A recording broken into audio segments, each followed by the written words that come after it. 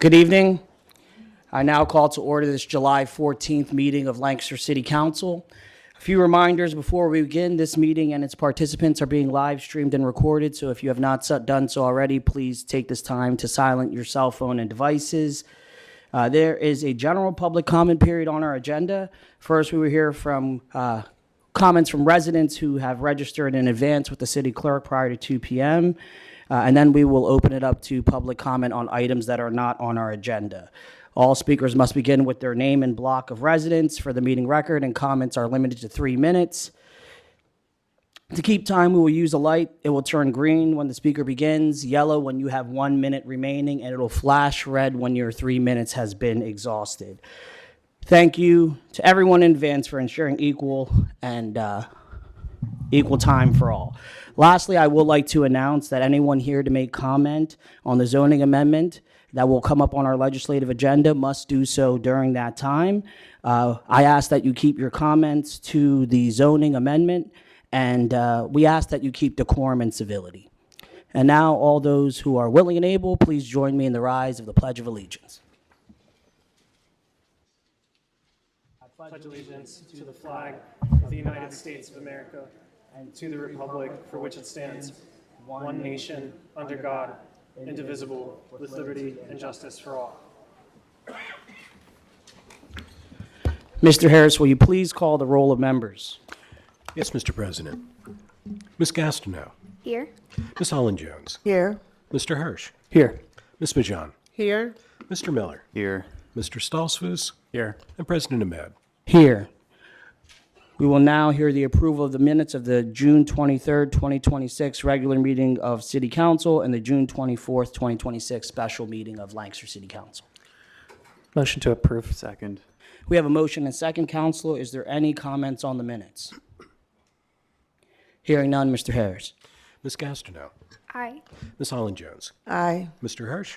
Aye. Ms. Majan. Aye. Mr. Miller. Aye. Mr. Stolzfus. Aye. And President Ahmed. Aye. That brings us to proclamations, honors, awards, and resolutions of recognition. Mr. Harris, I do believe we have one this evening. We do, Mr. President. We have resolution number 67. A resolution of the Council of the City of Lancaster recognizing July 2026 as Parks and Recreation Month in the City of Lancaster and recognizing the benefits provided by our parks and recreation programs throughout the year. Motion to approve. Second. Councilors, we have a motion and a second recognizing Parks and Recreation Month. Councilor Miller, this is coming from the Public Works Committee. Yes, thank you, Council President. I'm really excited to bring this forward because we have so many excellent public work staff and great green spaces here that provide really valuable services to residents. And we actually have a representative from the Lancaster Rec here to speak tonight on some of the services and value they provide to the city. So without further ado, I'm going to turn it over to Jack. So I told Amos, this is a great turnout for Parks and Recreation Month.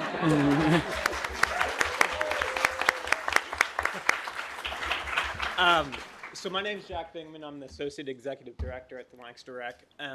I just wanted to highlight a few things that we're doing right now.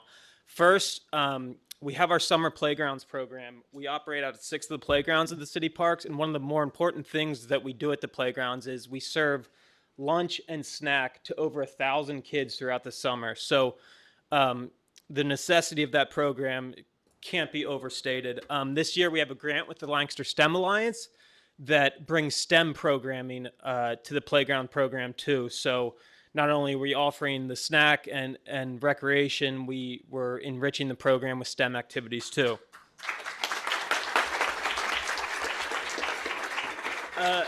Another thing that we're doing this Friday, and some people will be present, the PA, Russell Reddig, the PA State Secretary of Agriculture, will be honoring the work for Urban Ag Week at the Bay Street Community Garden to honor some of the work we've been doing in the community with DPW and partners to provide urban agriculture in the city too. So that's another thing that's going on this week, and that'll be Friday, and we'll have representation there too. another thing we just started, we're addressing teen programming. We partner with SOE. We're having open gyms at the Lancaster Rec. We've had trouble connecting with teens in the community. So we have unstructured play at the Lancaster Rec. We had 18 participants. We partnered with SOE. Amos is no longer with SOE, but it's honoring his work and time with SOE too. And our community events, which is such a good way to highlight the partnership with the city and DPW, whether it's the beer gardens, Open Streets Lancaster. We were at the Criterion bike race with the beer gardens, but through the playgrounds and the special events that we do, none of that work is possible without the partnership that we have with the city of Lancaster and DPW. And it really highlights what we can achieve with the Rec Commission, working with the city and the partners within the city to provide quality recreation. So I'll end with that too. I wanted to bring up the Unity Cup too. We just had that. That highlights the immigrant and refugee community, a soccer tournament that we're on our 4th year. We just had a successful tournament this year at Community Park. And then also we have Senior Planet that we're partnering with AARP to bring tech classes to seniors. So that's some of the work I'd like to highlight right now. We're doing plenty of other things, but it's some of the current work that we're doing in the city, and I'd be remiss if I didn't mention it. And again, none of this work is possible without the partnership of the city and many other partners to provide quality recreation. So thank you very much.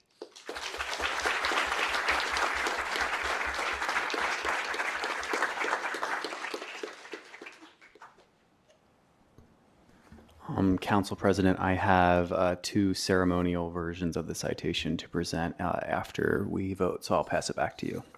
Thank you, Councilor Miller, and thank you to the Lancaster Rec Commission. I have the honor of serving on the board with Councilor Miller, and I've been very impressed at the different ways that the rec engages our community, whether it's esports, dance classes, senior center. We would not be the city of Lancaster without the partnership that the rec offers. So I just want to thank the Lancaster Rec Commission, and also want to thank the Department of Public Works. They tirelessly work, and sometimes their work is not highlighted unless it's an emergency, like the severe weather we just had, where they were on the front lines. So thank you, Director Campbell and your team, and we really appreciate all that you guys do as well. And with that, we will open it up to any further council comments.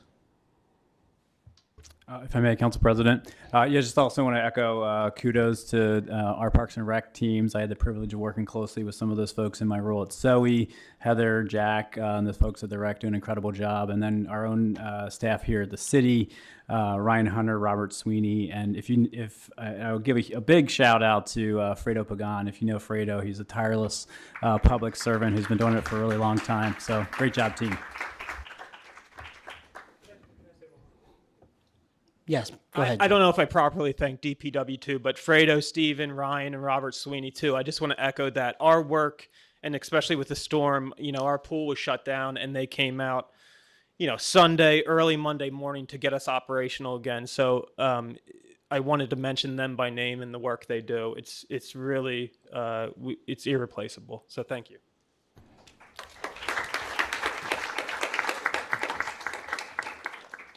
Any further comments from council? Any comments from the public on the Parks and Rec resolution? It might have been a joke, Tony Dasher, 700 block of New Holland Avenue, but every single person in this room is here for Parks and Rec, because we're all here because we're concerned about the well-being of Conestoga Pines Park and Longs Park.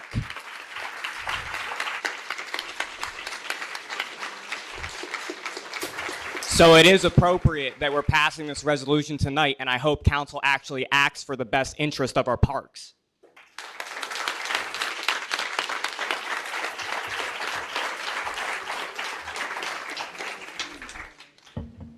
Any additional public comment on the Parks and Rec resolution? Yes, sir, if you would please come to the microphone.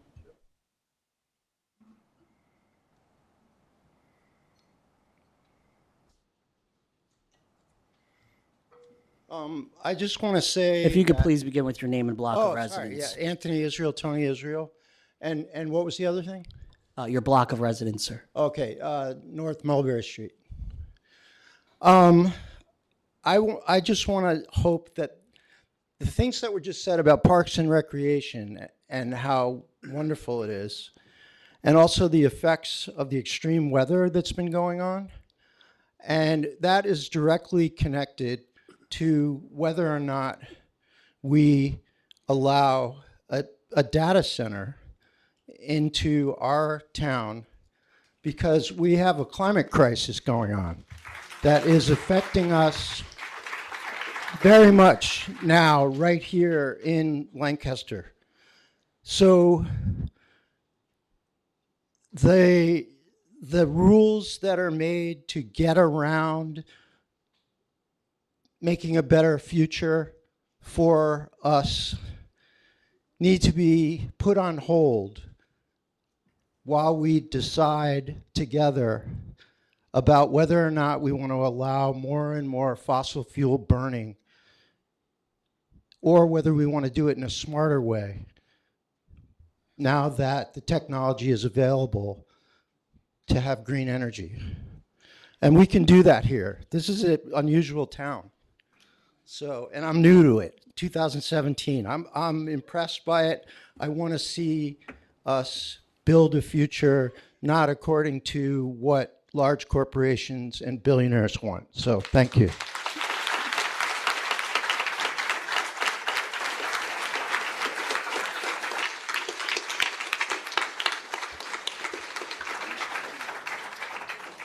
Thank you, Mr. Israel. Any other further comments on the Parks and Rec month? Hearing none, Mr. Harris. Ms. Gastineau. Aye. Ms. Holland-Jones. Aye. Mr. Hirsch. Aye. Ms. Fajon. Aye. Mr. Miller. Aye. Mr. Salsuis. Aye. And President Ahmed. Aye. Thank you to the Lancaster Rec, and thank you to our Department of Public Works team.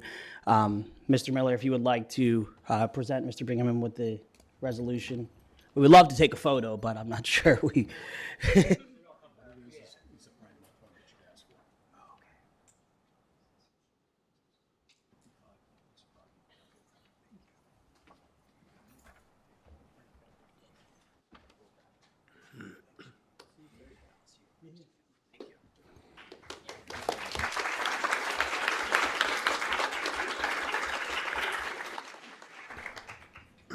Thank you, Councilor Miller.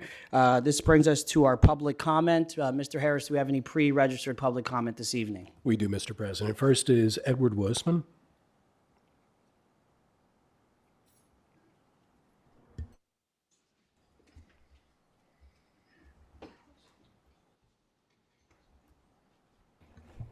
Good evening, sir. If you could please start with your name and block of residence for the meeting record. Yeah, hi, my name's Edward. I live on West Walnut Street, 600 block. This is not related to the data center. I was going to do this, and I realized it's probably not the first step to address the council right away, so I wasn't even going to do it. So, and then I coincidentally ended up here because of the data center thing, so I might as well say what I wanted to say. I would like to request that the city council change the law removing domestic quail from poultry that is banned within city limits. These birds are very, very small. They can live in a multi-tier coop about the size of a bookshelf. You can put it out in your balcony, on your backyard. They live in there. They don't need to run around the yard, causing problems. They don't cluck all the time like chickens. They're quiet. No one knows they're there. And they don't need any special preparation in the wintertime. And it would be a really great way for the citizens to have a sustainable food source. Next time eggs go up to $6 a carton or whatever, and they can't be messed with by these crazy tariffs or all the instability going on. It would be really cool if you could just have some quails in your yard and eat the eggs. That's all. But I looked it up, and you can't, and the only reason is because it's legal in the state and everything, but the city doesn't allow it poultry, and that includes domestic quail, even though they're like this big. It's like having a fish tank, basically a big fish tank. So I'm gonna find a way to get a petition going or something. But I don't know anything about how to change the law, so I thought I'd address the city council. But I'm gonna get it done. So you'll hear from me. Thank you, sir.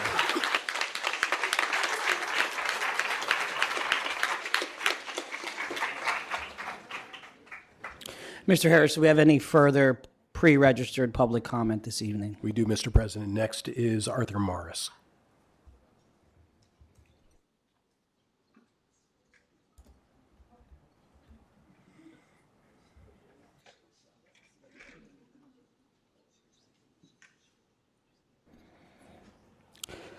Good evening, Mayor Morris. Good evening. Arthur Morris, 434 West Chestnut Street. Good evening, council and the mayor. This is my fifth or sixth time I've been before council regarding my right to know request. I'm back tonight in part because I had attempted to respond to Mayor Arroyo's comments at your last meeting in which he mentioned me by name and you would not allow me to comment and suggested for me to come to the next meeting, which is tonight. The mayor took umbrage with my comment about the city not being transparent.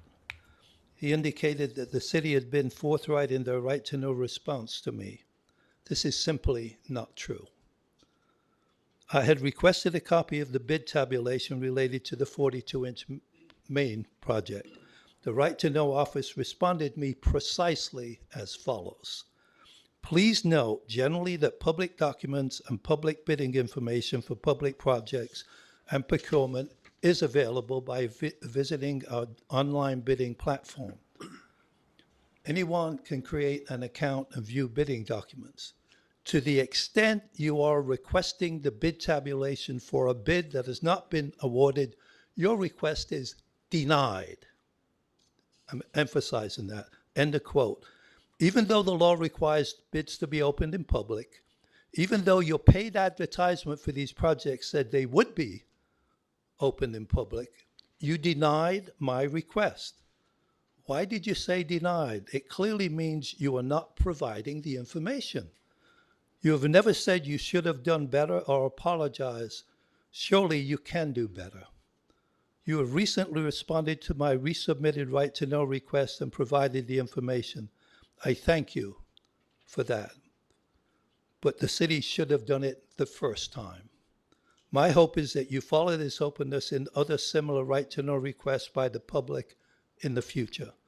Lastly, Councilmember Hurst stated that construction costs came in with significant increases, which amounts really to some 14 million or 25% increase due to the oil price spikes from the Iran war, which is ridiculous.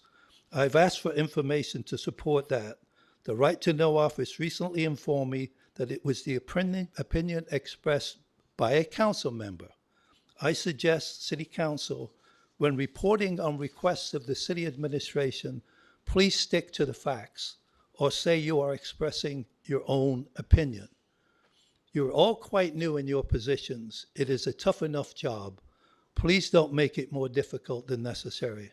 I wish you well, and I'm willing to discuss these issues with you at any time. Thank you very much.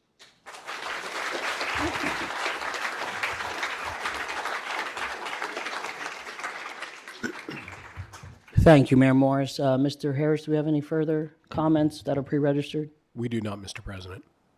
At this time, we will take any public comment that is not on items that are on our agenda this evening.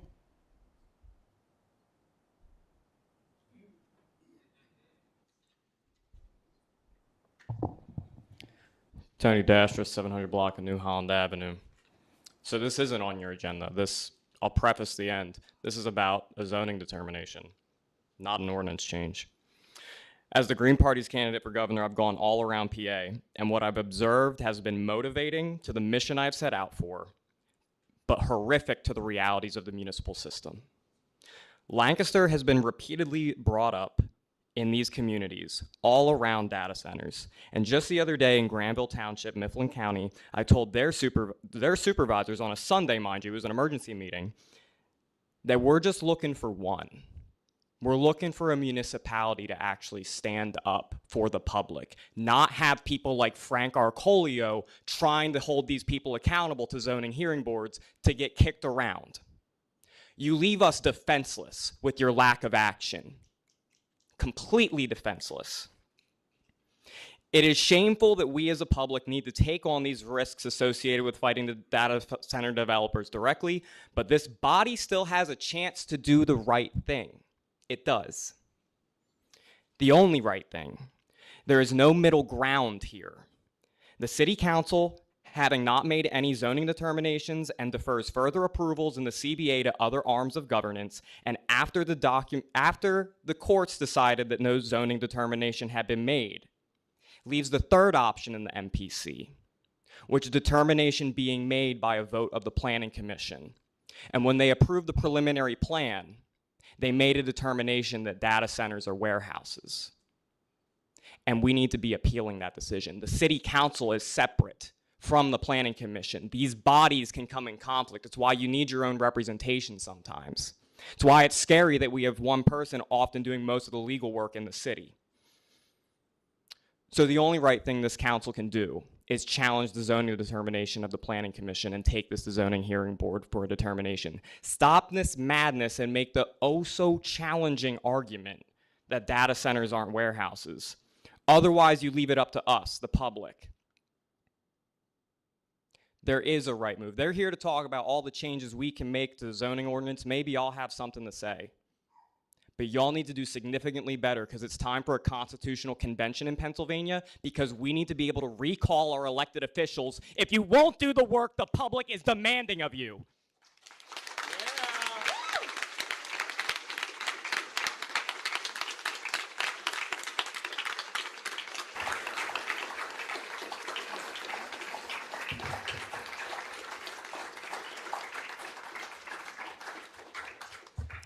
Once again, this is about items not on our agenda, so if there is any further public comment on items that are not on our agenda, please feel free to step to the microphone. I'm Mimi Shapiro, and I didn't sign up, but I just want to thank the arborist, the urban forester, and their crew, and all the work they've done because of the storm that we had. They've been working night and day with a very small crew, and they're so efficient, and they're making it better here for everybody. So I want to thank them publicly. Thank you, Ms. Shapiro.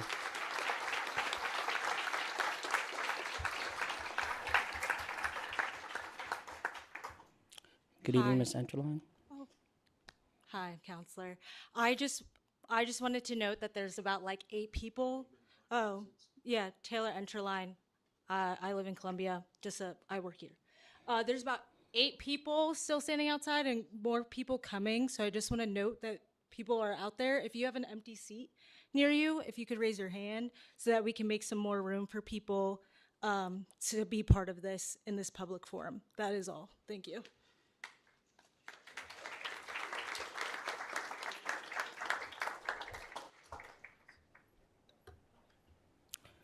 Any final public comment before we close the public comment period on items not on the agenda?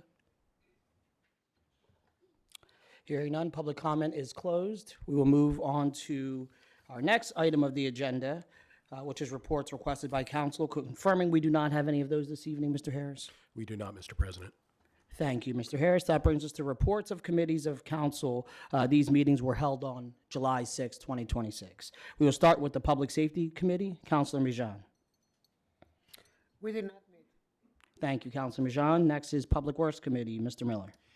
Thank you, Council President. The Public Works Committee did meet, and we discussed and moved forward 3 resolutions, one of them being the Parks and Rec Month resolution, and the other 2 will be on our legislative agenda later this evening. Thank you, Councilor Miller. That brings us to Economic Development Committee. Councilor Gastineau. There is no new business on the agenda, but I wanted to mention that I did have productive meetings this past month with city staff, local businesses, and neighbors to learn more about the issues and discuss solutions to our economic development ideas.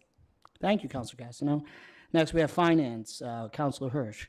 Thank you, Council President. Vice Finance Committee did meet on July 6th. We had 2 items on our agenda. Bill number 10-2026, approving a Penvest loan for the construction of the Susquehanna Large Diameter Water Transmission Main, which appears on our agenda for a first read later this evening. And the other item was a presentation on the just introduced capital budget. Councilors, as a reminder, we received a jot form prior to that meeting for us to submit our questions to the administration up until Friday, September 4th, which is the Friday before our capital budget hearing on September 8th. Members of the public can provide their questions, comments, and feedback on the city's Engage Lancaster platform. If you go to engage.cityoflancasterpa.gov, you will see towards the top the 2027-2031 capital budget questions page. Members of the public can submit their feedback until 11:59 p.m. on September 4th. That concludes the report of the Finance Committee. Thank you, Mr. Vice President. And last but not least, we have Personnel Committee, Councilor Holland Jones. Oh, actually, sorry, Community Planning Committee, Councilor Stolzfus. Thank you, Council President. Community Planning Committee did meet. We had one item on our agenda, Resolution 68, 2026, amending the official sewage facilities plan to include the 201 West King Street project. This item will appear later on our agenda this evening, and that concludes my report. Thank you, Mr. Stolzfus. And my apologies, Councilor Holland Jones, the Personnel Committee. Yes, Council President. The Personnel Committee met July 6, reviewed resolutions for appointments to the Planning Commission and Zoning Hearing Board, and nominations for appointment to the Downtown Investment District Authority and Lancaster Parking Authority. That concludes my report. Thank you, Councilor Holland Jones. This brings us to our legislative agenda, and we'll start with nominations for appointment. Yes, we do have a motion to appoint Victoria Abadir. And unfortunately, Victoria was not able to be at the last city council meeting. So if you'd like to come forward and make a few comments, you certainly can.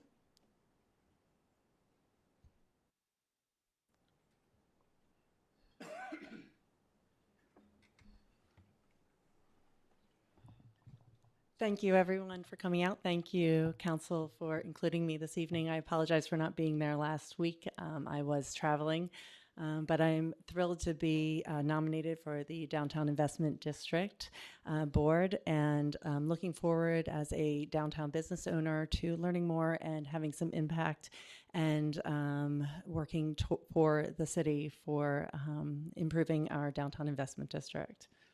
Thank you so much. We're glad that you're a part of this. Thank you. So I make a motion to appoint Victoria Abadir for the Downtown Investment District Authority for the term of July 14th, 2026 to December 31st, 2031. Second. All in favor? Aye. Councilor order. Holland Jones, if we could have council comment on the appointment. Council comments? Just wanted to thank you for your service, and I think the business that you represent is a great addition to the downtown. I frequent it often, and I just wanted to thank you for your service to the city of Lancaster. Well, thank you for supporting local art. Yeah. Thank you.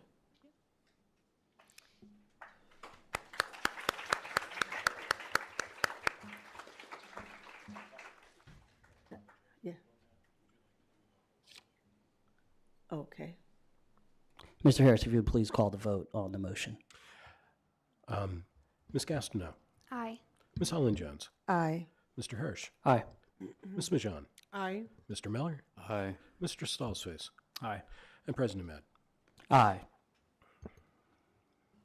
Okay, and we also have a reappointment of Christine Eachis to the Lancaster Parking Authority for a term from May 31st, 2026 to May 31st, 2031. So I make a motion. Well, first of all, would the council have any comments on that? Hearing none. I make a motion that she is reappointed. Second. All in favor? Mr. Harris, would you please call a vote? Yes, Mr. President. Ms. Gastineau, Aye. Ms. Holland Jones, Aye. Mr. Hirsch, Aye. Ms. Majan, Aye. Mr. Miller, Aye. Mr. Stolzfus, Aye. and President Ahmed. Aye. I believe that concludes our nominations for appointment. That brings us to our next. Council President, I'm so sorry if this is out of order. I just realized that there are nominations later in the agenda as well. I think there are, is that correct? Yes, those have to be done by resolution, but I will I would allow those to be made now for the sake of. I just wanted to call that to your attention. I'm very sorry to interrupt. Yeah, no, I think that is correct that we should make those now prior to the rest of the meeting. So, Mr. Harris, from a procedural standpoint, is that all? Is that all well? Yeah, you can move that. You can move this forward. Thank you. So we will start with Council Resolution number 64. Mr. Harris. A resolution of the Council of the City of Lancaster appointing Gregory E. Kesey, 323 East Frederick Street, as an alternate member to the City of Lancaster Planning Commission for a 4-year term effective June 1st, 2026.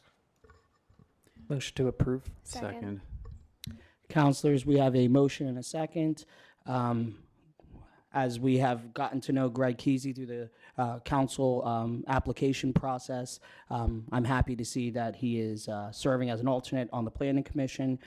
Thank him for his service, and this is a great example of how folks could stay involved even after they may not get the appointment to council. Do we have any council comments on the resolution? Council President, I just want to say that I had a couple of conversations with Mr. Kesey over the past several months, and I think between his work on the Alliance and owning and developing businesses in the city, he's going to be a great addition here. So I'm happy to see him up for appointment. Thank you, Mr. Miller. Any further comments?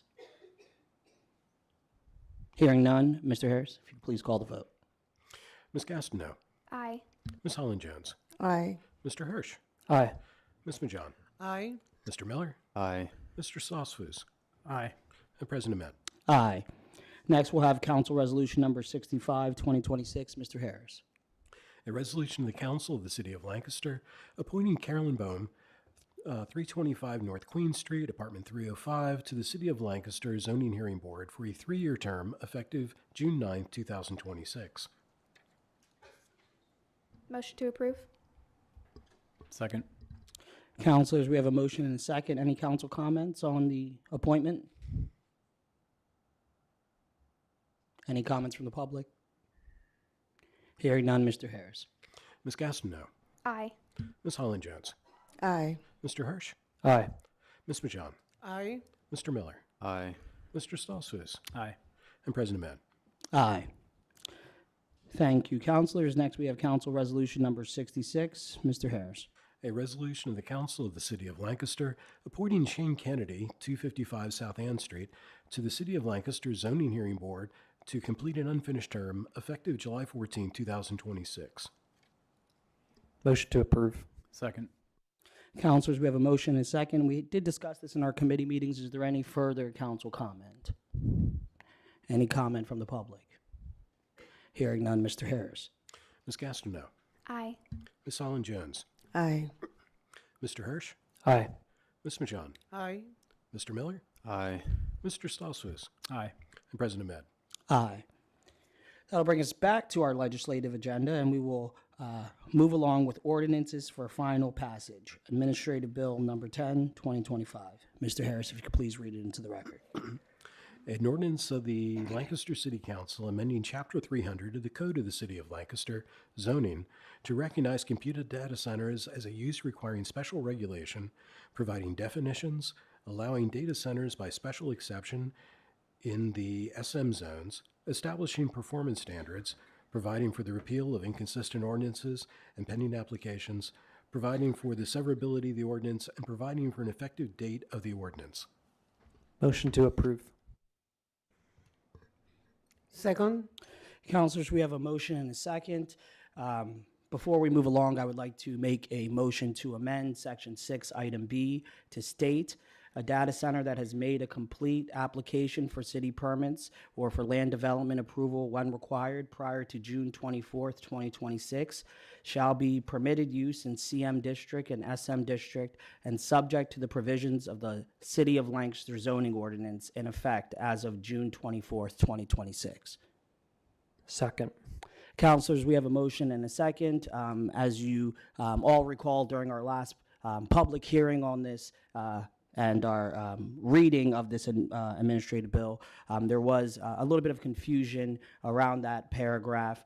So this motion to amend clarifies some of that language to state that that the prior data centers that were approved for prior to June 24th, 2026, shall be permitted use in CM district and SM district and subject to the provisions of the City of Lancaster zoning ordinance, whereas the prior section stated this ordinance.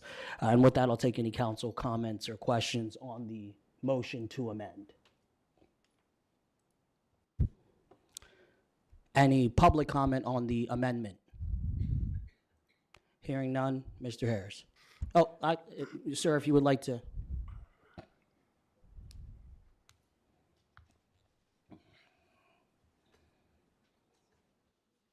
Again, this is on just the motion to amend. Right. I just didn't understand it. Charlie Crystal, no known address. What I didn't understand, it sounded to me like you're saying that the ordinance that's coming before the council for future data centers will not apply to those that have been approved in the past. Your grandfathering? Is that what's... Sir, those prior data centers were negotiated through the community benefits agreement. Those are under understand. contract law, and this amendment states that any that have been negotiated prior to June 24th shall be permitted under the CM and SM district, and then as the Lancaster zoning ordinance was of June 24th. Okay. So you're... Okay, I understand. Thank you. Thank you, sir. Is there any further comment on the motion to amend? Yes, please just come to the microphone as you please.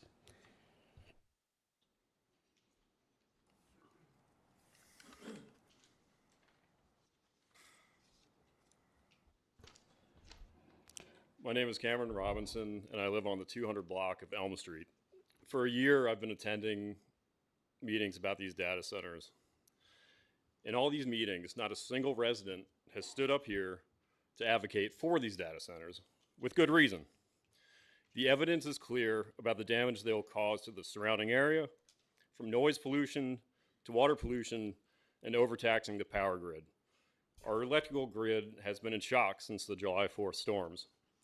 Imagine adding 2 data centers that will consume as much energy yearly as all of Lancaster City.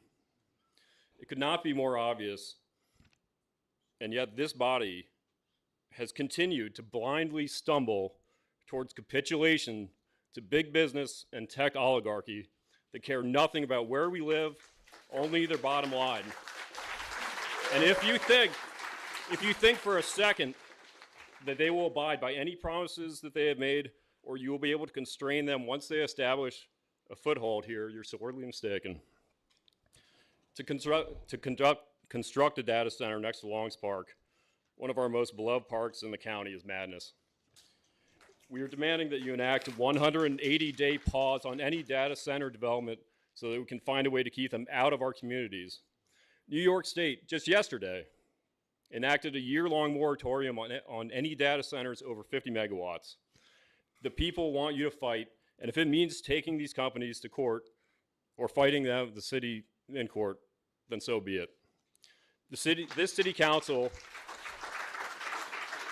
will be remembered in one of 2 ways. The first is as the governmental body that cowered and gave our city away and county to massive corrupt corporations. Or second, to be heralded as the city council and mayor that stood up to these corporations and said, no, the line must be drawn here. You know what the correct and moral choice is.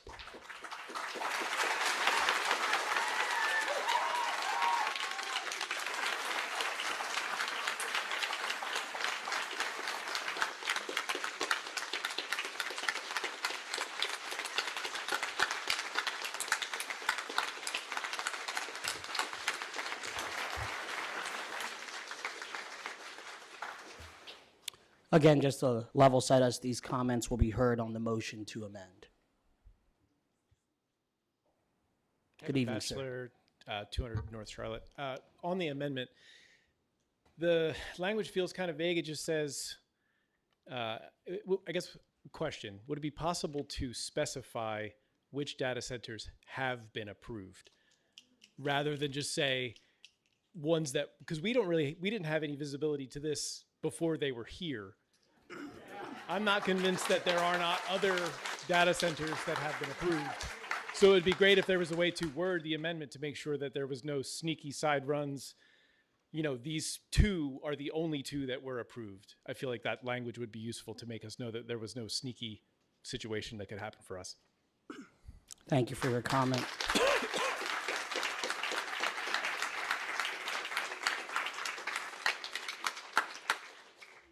Just to confirm, there have only been two that have been proposed prior to the date. I would just add that that's what effectively what the date accomplishes by Yes. including the date in the ordinance. That's what that accomplishes.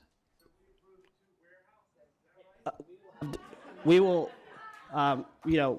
we will have decorum in the chamber. We appreciate people's public comment. Please come to the podium and the microphone if you wish to do so. Are there any further comments on the motion to amend? Yes, please come up to the microphone. Kristen Donnelly, Overlook Avenue. My question is, when you say approved, it sounds like the wrong word too, because I'm pretty sure they're being constructed. Is that a mistake? Maybe approved. The language is not, the language in the text amendment does not say approved, but I guess I will clarify that. The two data centers that have already been proposed are negotiated through the community benefits agreement, which was passed during the last council and last administration. What the date on the motion to amend does is sets that any prior to this date would be subject to the Lancaster City zoning ordinance at that date. While I'm here, are there others? There are not. Good evening, everybody. Alejandra Lucci, 451 New Dover Street. Now, you approving things when half of us we were asleep. We didn't know about this. Now you're approving something to destroy our water, raise our bills. What does that to economy in this place? You know how many homeless people we have in this area? And how much our taxes are going to go up? And we're paying for these people, for these data centers? How come you're going to have this conscience going to sleep by allowing this to happen, to destroy this beautiful place? Why? What's the point? You don't think she matters? You don't think all the young people matter in here for you to destroy the water just because, oh yeah, we approve this? Really? You have to do a better job than that.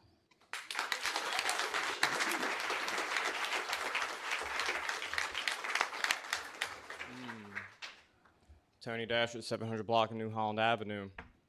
This is the wrong amendment. In general, we really do need to be doing more. This amendment does not go significantly far enough, and I want to remind people that contract law is not zoning law. Like, this is the problem with the city of Lancaster, is that over the last few years, of which some of you have been up there, we have seen the city go through legal procedures and falter. Tree ordinance, Mayor Sirachi mocked a resident and said, "What kind of legal experience do you have?" and then took the city to court and won.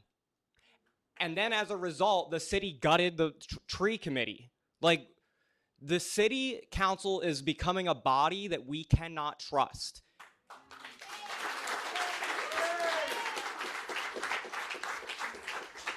It has long been a body that I have not trusted. And frankly, if you want decorum in this room, respect the power that you've been given by the people of Lancaster. Because this is my line in the sand. As long as I am living and breathing, I will hold every single one of you accountable for the rest of my life for selling out our community. There is no coming back from this decision. Tonight is the night you decide which side of history are you on.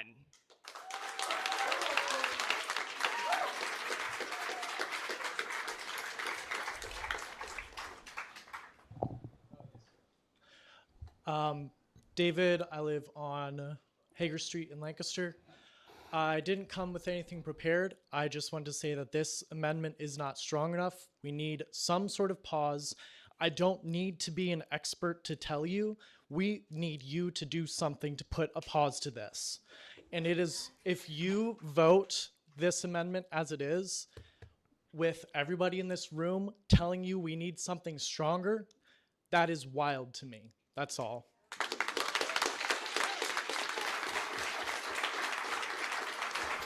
Council President, can we just remind folks that everyone will get a chance to comment on the actual text amendment ordinance. This is really just on the amended language. Just want to Yes, as I've stated before, but thank you, Mr. Stolzfus, for clarifying that once again. This is on the motion to Some of amend. us just can't help ourselves, I guess. So that's why we're up here. But I live on Row Ridge. Quick comment about, my name is Bill Simonson. Quick comment about the Lancaster Rec. They're a great neighbor of mine. I live right up the street, so they do some awesome work. So kudos to them.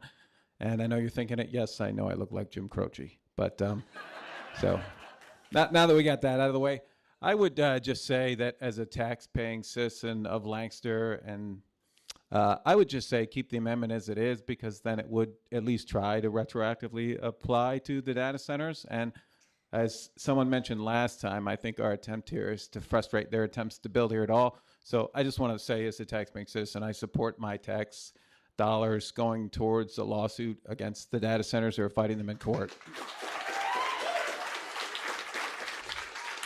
Thank you.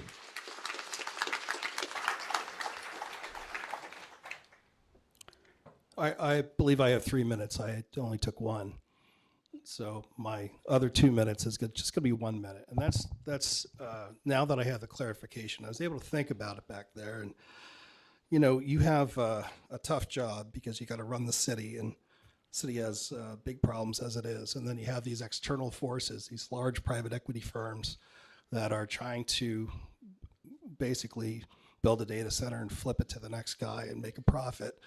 And in the meantime, it's processing stuff from all over the place, not really here in service of the community. So you're the stewards of the community, and we depend on you to protect us.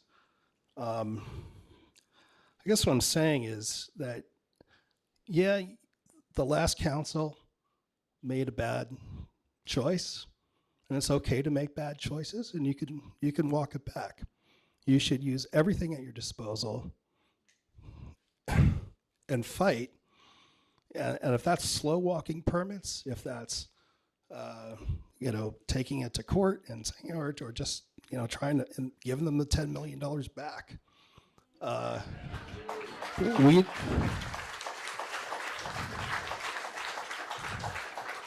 the community benefit agreement, that does not rise to the level of the general welfare of the citizens here. So anyway, good luck. I think you should table this and not give this acknowledgement of prior data centers, and hold everybody accountable to the new standards that you've developed, and then take the fight to the data centers in whatever way you can.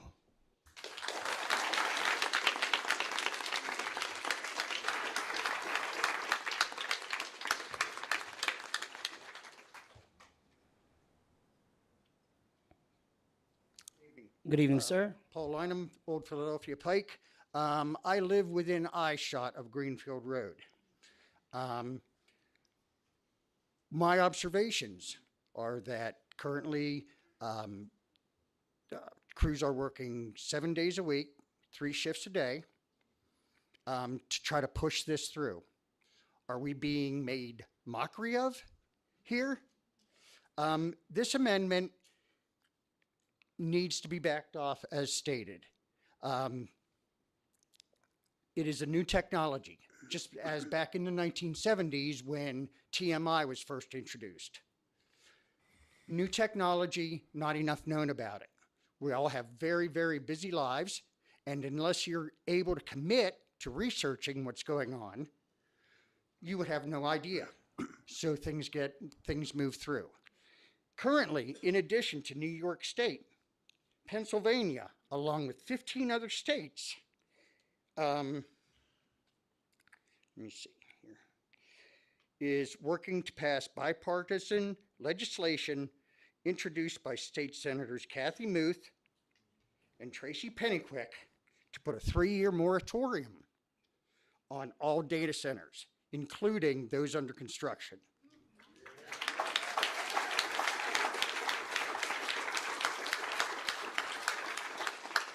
There are too many questions that still need to be answered. And as citizens, we do not feel we're getting a layman's perspective on these, and not talking legal talk. Contracts are commitments. That's true. Negotiated. But again, as a group, you're being held responsible. And I would just want to reiterate how special Lancaster is. Thank you. Thank you, sir.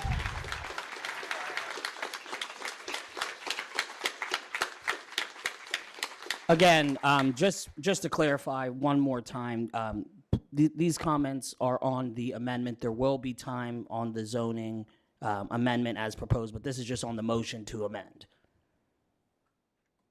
Yes. My name's Ryan. I live on 1030 West Clay. For the amendment, could you guys put in a allowable business tax, like a business privilege under the home rule that the city passed? No, I would refer any questions to the CBA that has already been negotiated.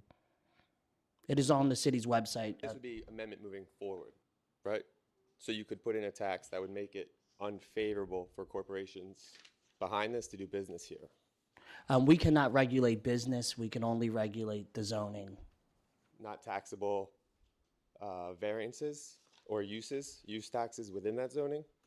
Again, what we're discussing this evening is a land use zoning amendment, and what we are currently discussing now is a motion to amend that to clarify the language from the last meeting. Okay, but you can't add new language to that. We could certainly revisit the zoning at a later time, sir, but we cannot regulate business here in the city of Lancaster. No, it's not regulating the business. And we cannot levy any new taxes in the state of Pennsylvania either. Okay. Yeah. Within the municipality, you can't. Yeah, and the state law does not allow us to levy any new taxes. So the home rule only allows you to do what type of taxation? It allows us to increase the earned income tax by a certain percentage that was previously capped by state law. Got it. Thanks.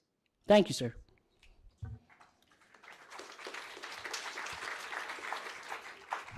Arnolda Brenneman from 340 West King Street. I just want to say, and this does apply to amendment and to the overall picture, everyone here in this room is representing the will of the people. And you are our public servants, and your job is to hear us and to represent us and to represent the will of the people. That's just want to remind you of that. Thank you. Thank you.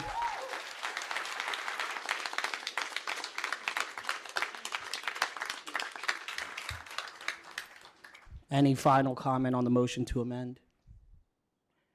Hearing none, Mr. Harris. Ms. Gastineau. Aye. Ms. Ellen Jones. Aye. Mr. Hirsch. Aye. Ms. Majan. Aye. Mr. Miller. Aye. Mr. Stolzfus. Aye. And President Ahmed. Aye. Now that brings us to the bill, the administrative bill as amended. First, I would like to thank the city administration. I would like to thank city staff, my fellow councilors, but most importantly, I would like to thank the members of the public who have continued to show up and participate in their local government and to voice their concerns and comments. Thank you to those who I've met with, those who I notice in the room who have been here all along, and those who have met with my other fellow councilors. As someone who's been involved in this process since the prior administration, prior council, where we are at today would not be done without the public input and collaboration. But I want us to level set where we are and what we are voting on tonight. Unfortunately, there has been a lot of dangerous and irresponsible misinformation around what is being proposed.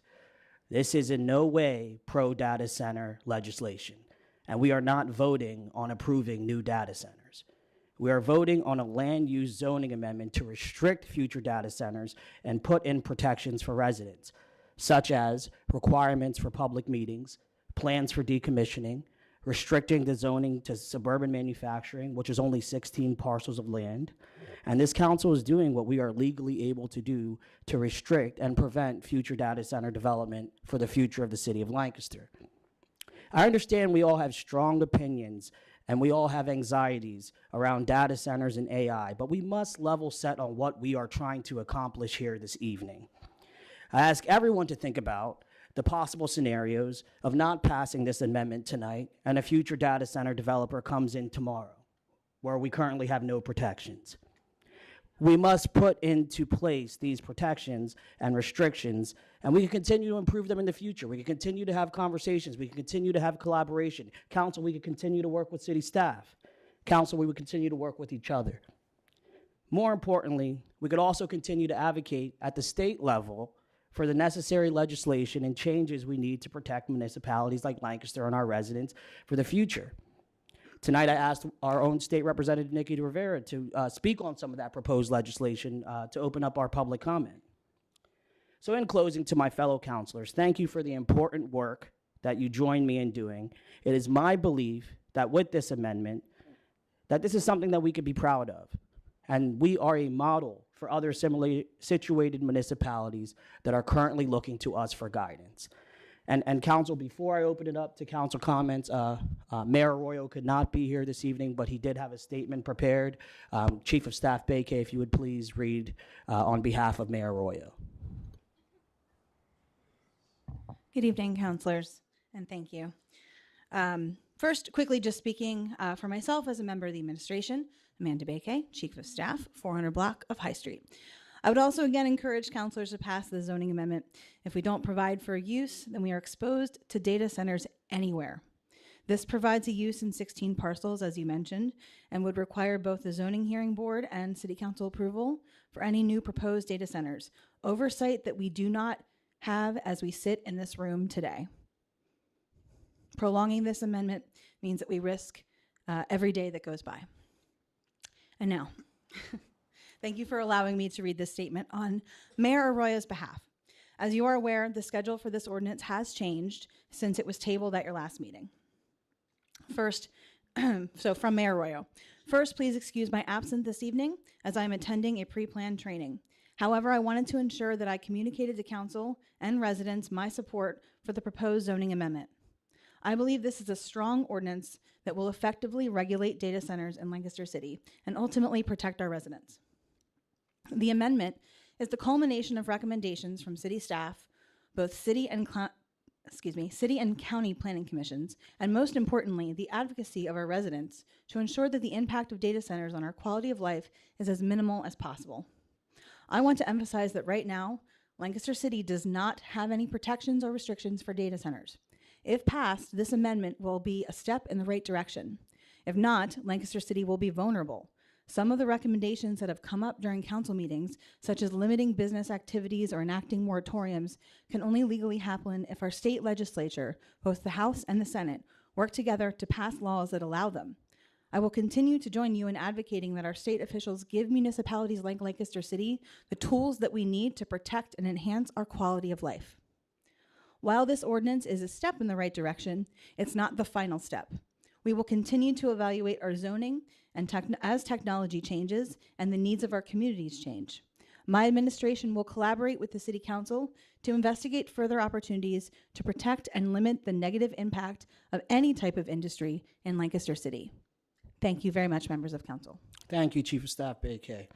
With that, we will open it up to Council President. If I could just make one clarification, Chief of Staff Bakay, I believe you mentioned that with this new ordinance, there would be both zoning hearing board approval and city council approval. I think this ordinance just has zoning hearing board approval. So I apologize. You're correct, Councilor Salsfus. Yes, zoning hearing board approval, which is not currently provided for as we sit in this room this evening. Yes, thank you. Thank you. And with that, we will open it up to council comments. Mr. Vice President. Thank you, Councilor Ahmed.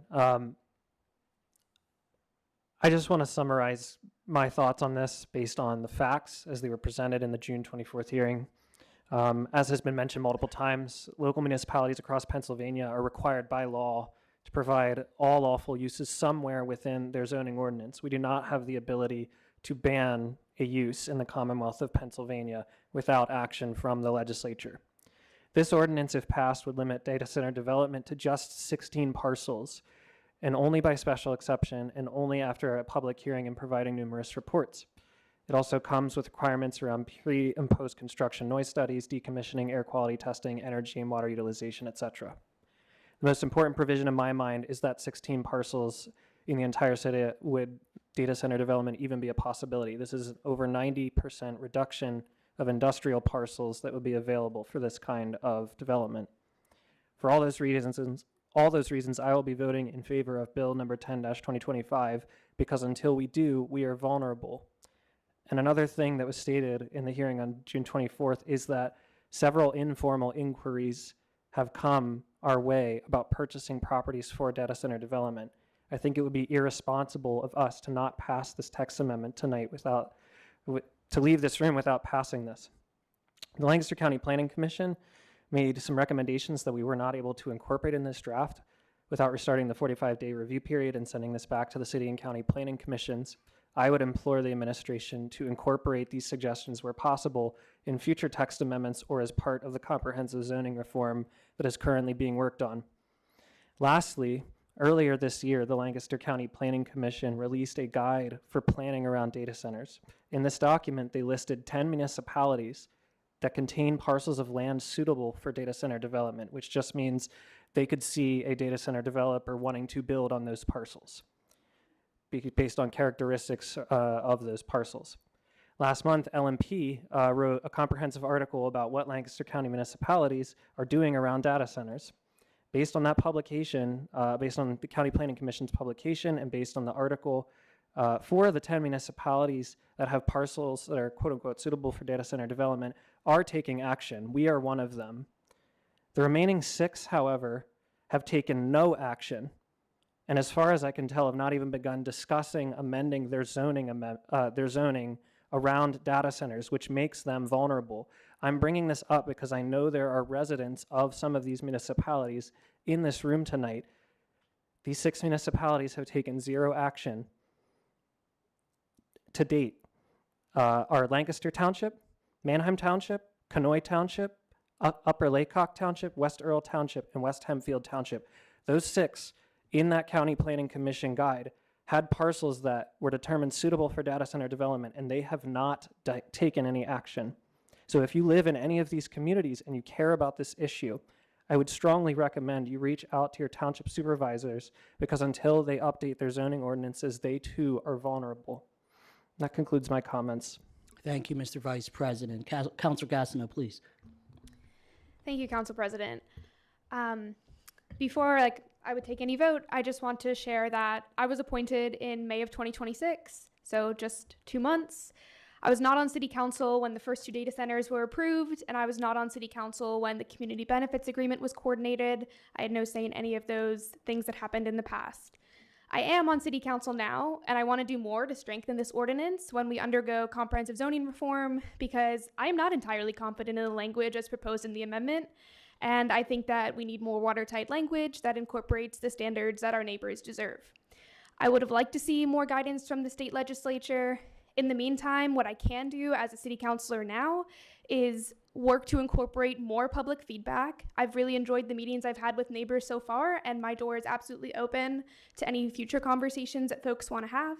I'm sharing that feedback with the pertinent folks in city council and city staff, and just want to share that we do hear you, we do appreciate what you're saying, and that it's important that we have some protection going forward. Thank you. Thank you, Councilor Gastineau. Council President. Yes, Mr. Miller, go ahead. Thank you. And I would also like to say that I was not on council when the first 2 data centers were approved, so I'm in this process now. And with that being said, I had some thoughts I wanted to share on the amendment. I'll start by saying I appreciate the Arroyo administration's leadership on the current zoning amendment and all the time and effort of city staff. I do believe we should pass the amendment tonight as it stands because it provides critical protections that should be in place immediately.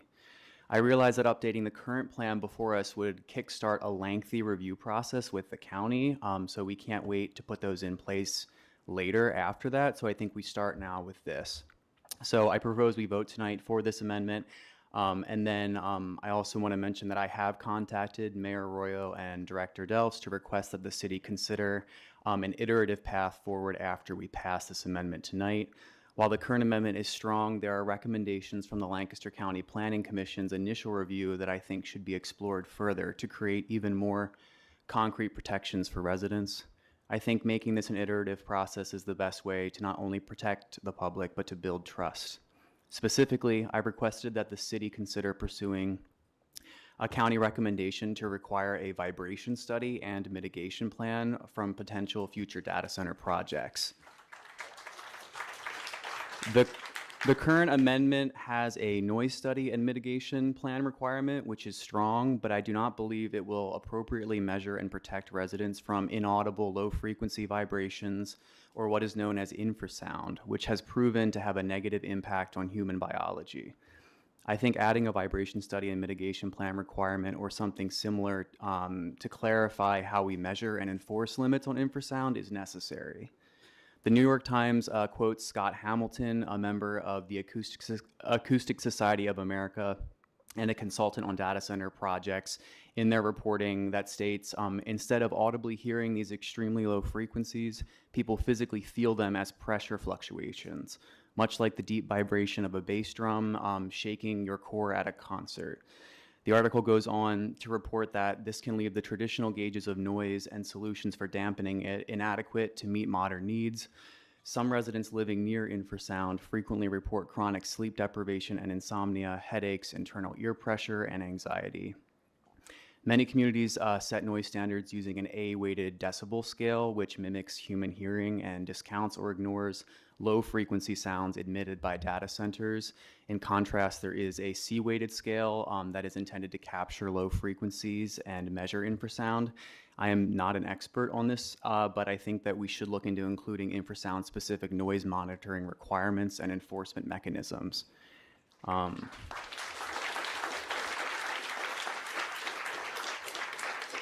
Sorry, I am almost done here. An issue popping up in lawsuits involving data centers across the country involving infrasound is that it's very hard to prove that infrasound was not already present before a data center was built, and I think it would greatly strengthen our position as a city to drill down on specific requirements for measuring vibration, as well as specific monitoring and enforcement mechanisms for violations. Again, I'm supportive of the amendment tonight because we must put protections in place. However, I ask my colleagues on council to join me in working with the administration to treat this as an iterative process and look into the vibration study and other recommendations from the County Planning Commission. And with that, I'll invite their thoughts on this.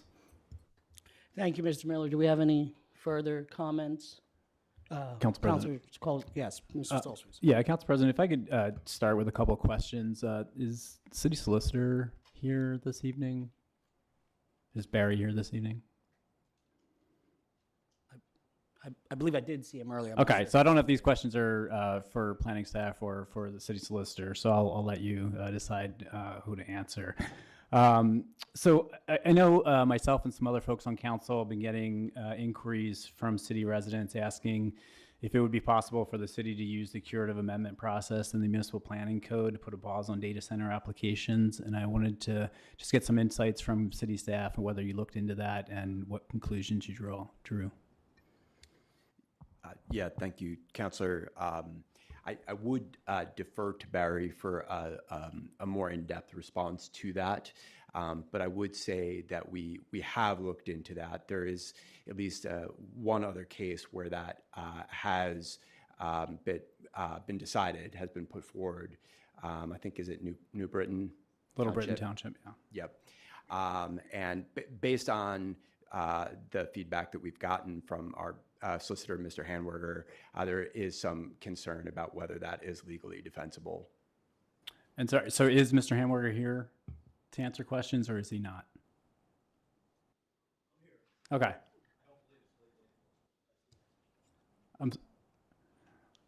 Okay, that's the answer. Okay. So, you know, I think part of the challenge that Yeah,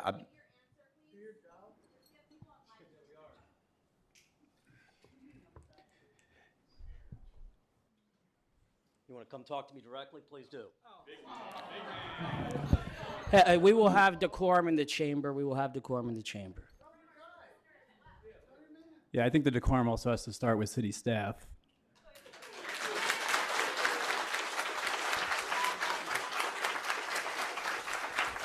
So, I'm sorry, Council President. It was under my understanding that Mr. Hanward was not present during the hearing, and one of the reasons we're here tonight was because we weren't able to answer questions that were asked during that hearing. So, Mr. Hanward, are you able to answer questions here this evening? Depends on the question.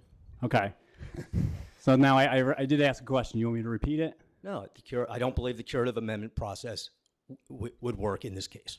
Can you give me more? Because I don't think there's anything defective in your zoning ordinance, which is what a curative amendment requires. Okay. A use not provided for is provided for in our city ordinance and is provided for under the MPC. Therefore, saying that there's no permitted use called for does not work to make this a curative amendment. Okay.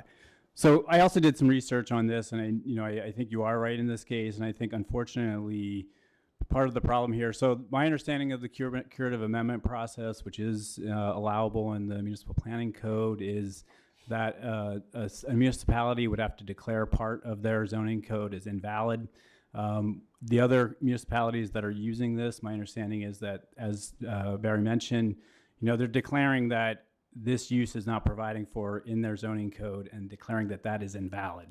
In our case, since we do have 2 data centers that were approved under our existing zoning code, as in we provided a use for those data centers, I don't think it's legal for us to then go back and say that our zoning code is invalid, because we sort of set a precedent. So I think if we were going to take that opportunity, at least my understanding would have been, when those initial applications were received. Is that a fair assessment? Well, I think that's somewhat correct. I don't think it really has anything to do with the existing data centers. I think it's more the fact that the zoning ordinance specifically provides for a use not provided for. It treats it essentially.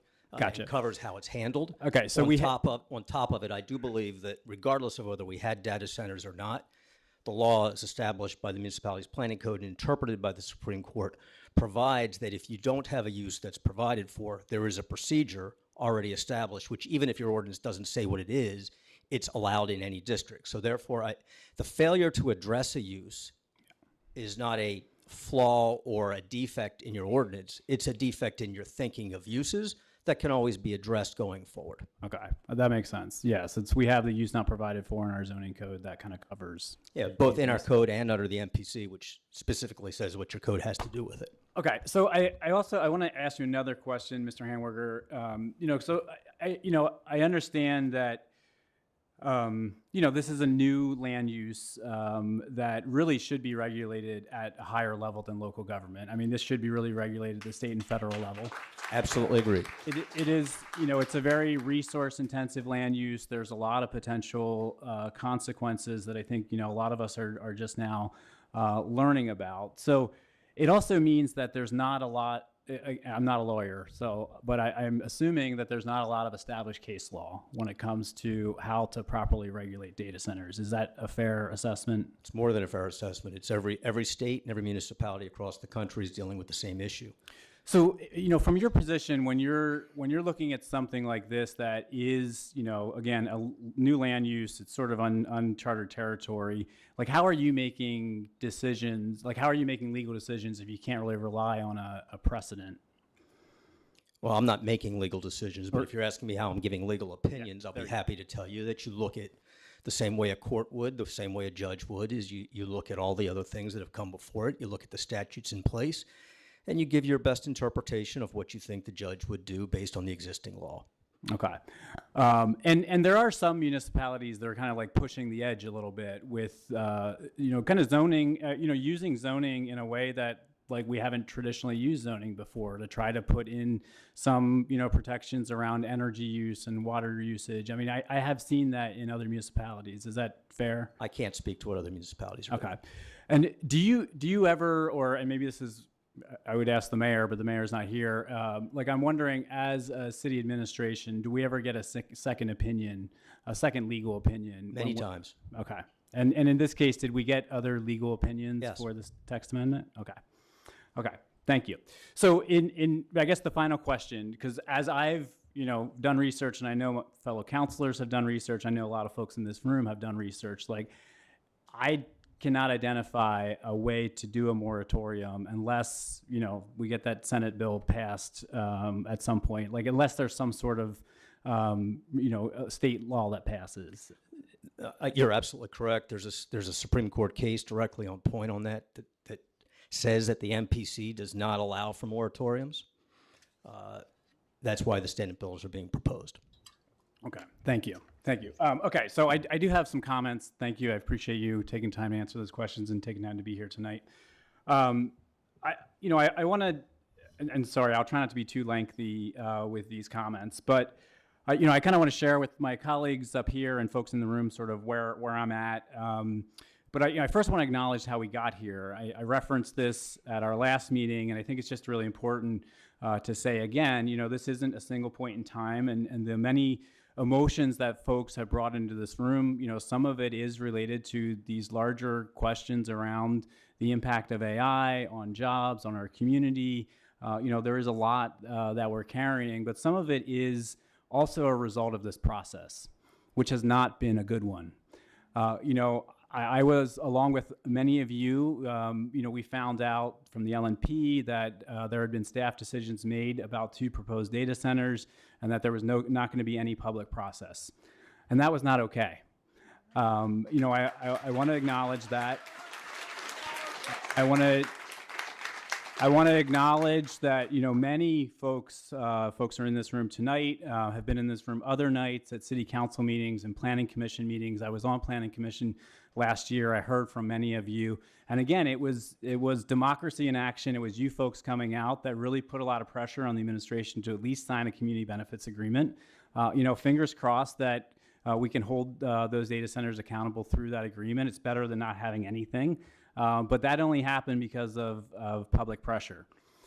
And also because of public pressure, we started the process to actually draft a data center text amendment that would properly regulate data centers. We started that, drafting that in August of last year. That's almost a year ago that we started drafting that. We had our first reading in October, which was with almost an entirely different council. We then got comments from the Lancaster City Planning Commission, Lancaster County Planning Commission, and all of those were given to staff in December. And this is not an excuse, but just want to acknowledge, since December we have a new administration, we have almost an entirely new council. I am the chair of the Community Planning Committee, and this ordinance is coming out of my committee.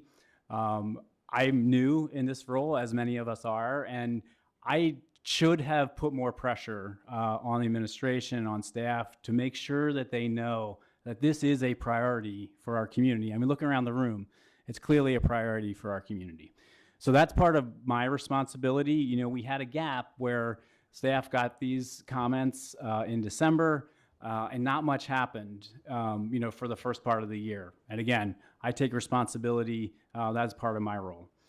Director Delfs and I had conversations about this, a couple of months ago. And at that time, I was in agreement that, look, we need to move faster on this. We, again, as folks have said, we are in a vulnerable position right now where we already have, 2 data centers coming in, and we have lots of other spots, that potentially could hold a data center without having current regulations. So I was in favor of moving forward, of scheduling the hearing that we had a couple weeks ago and doing a second reading.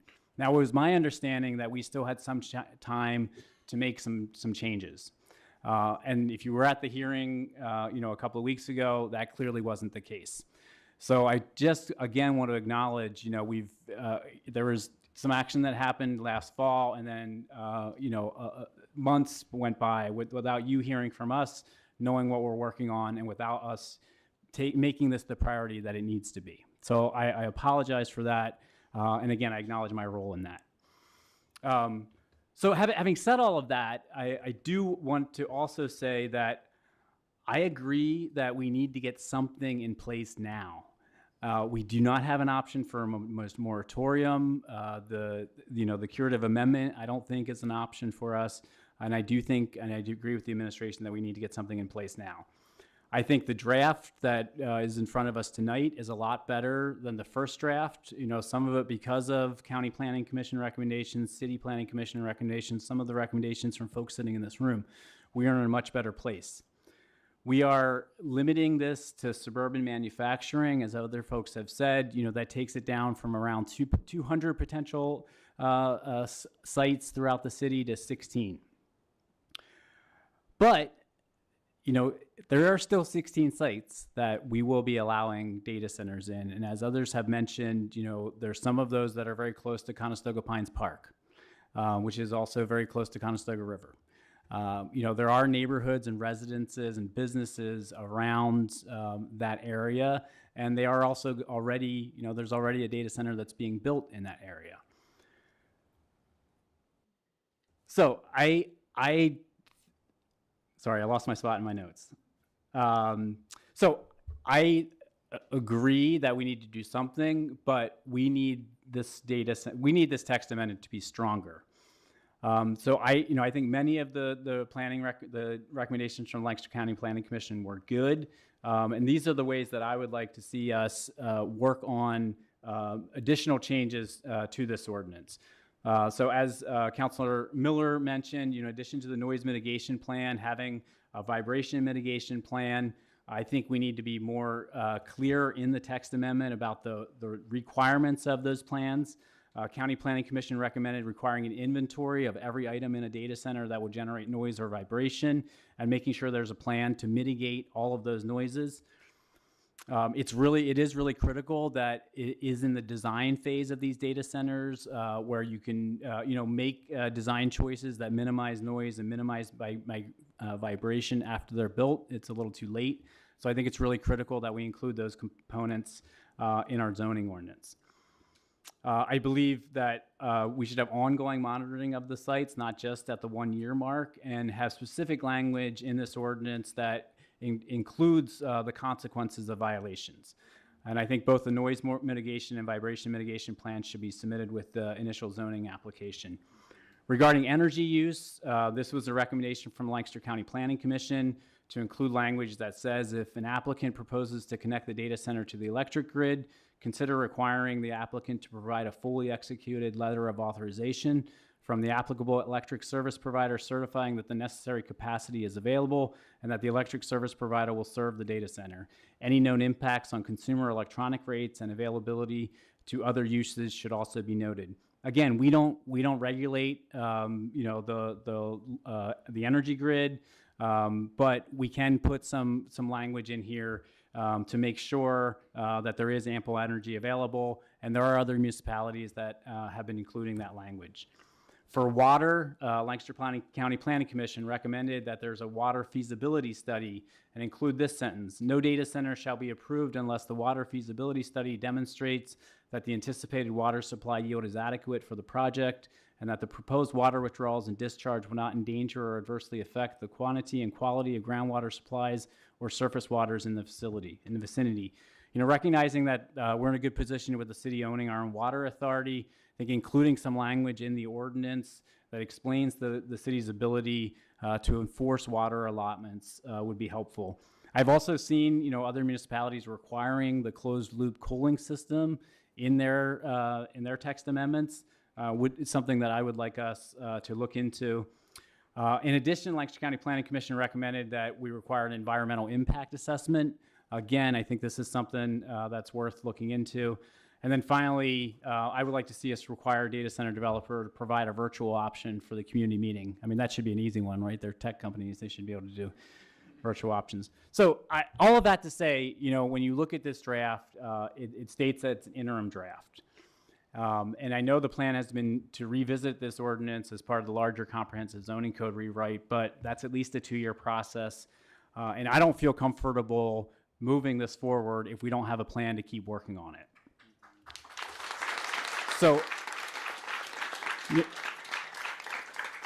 given what we've heard so far tonight, and given again where we're at, and I just will continue to acknowledge that this has not been a great process, but where we're at tonight, I think I would like to propose a compromise where we move forward with approving these regulations this evening, but then we begin immediately working on updating them by revisiting Lancaster County Planning Commission's recommendations, and we ensure that there are ample opportunities for the community to provide input. So that's where I'm at. I feel like we should approve this tonight, but I want a commitment that as council and as staff that we're going to prioritize this. We're going to look at more of the Lancaster County planning recommendations. We're going to look at what other municipalities are doing, and we're going to include more protections for all members of our community. Thank you.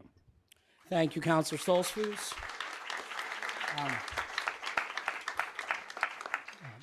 Yeah, Councilor Holland Jones, please.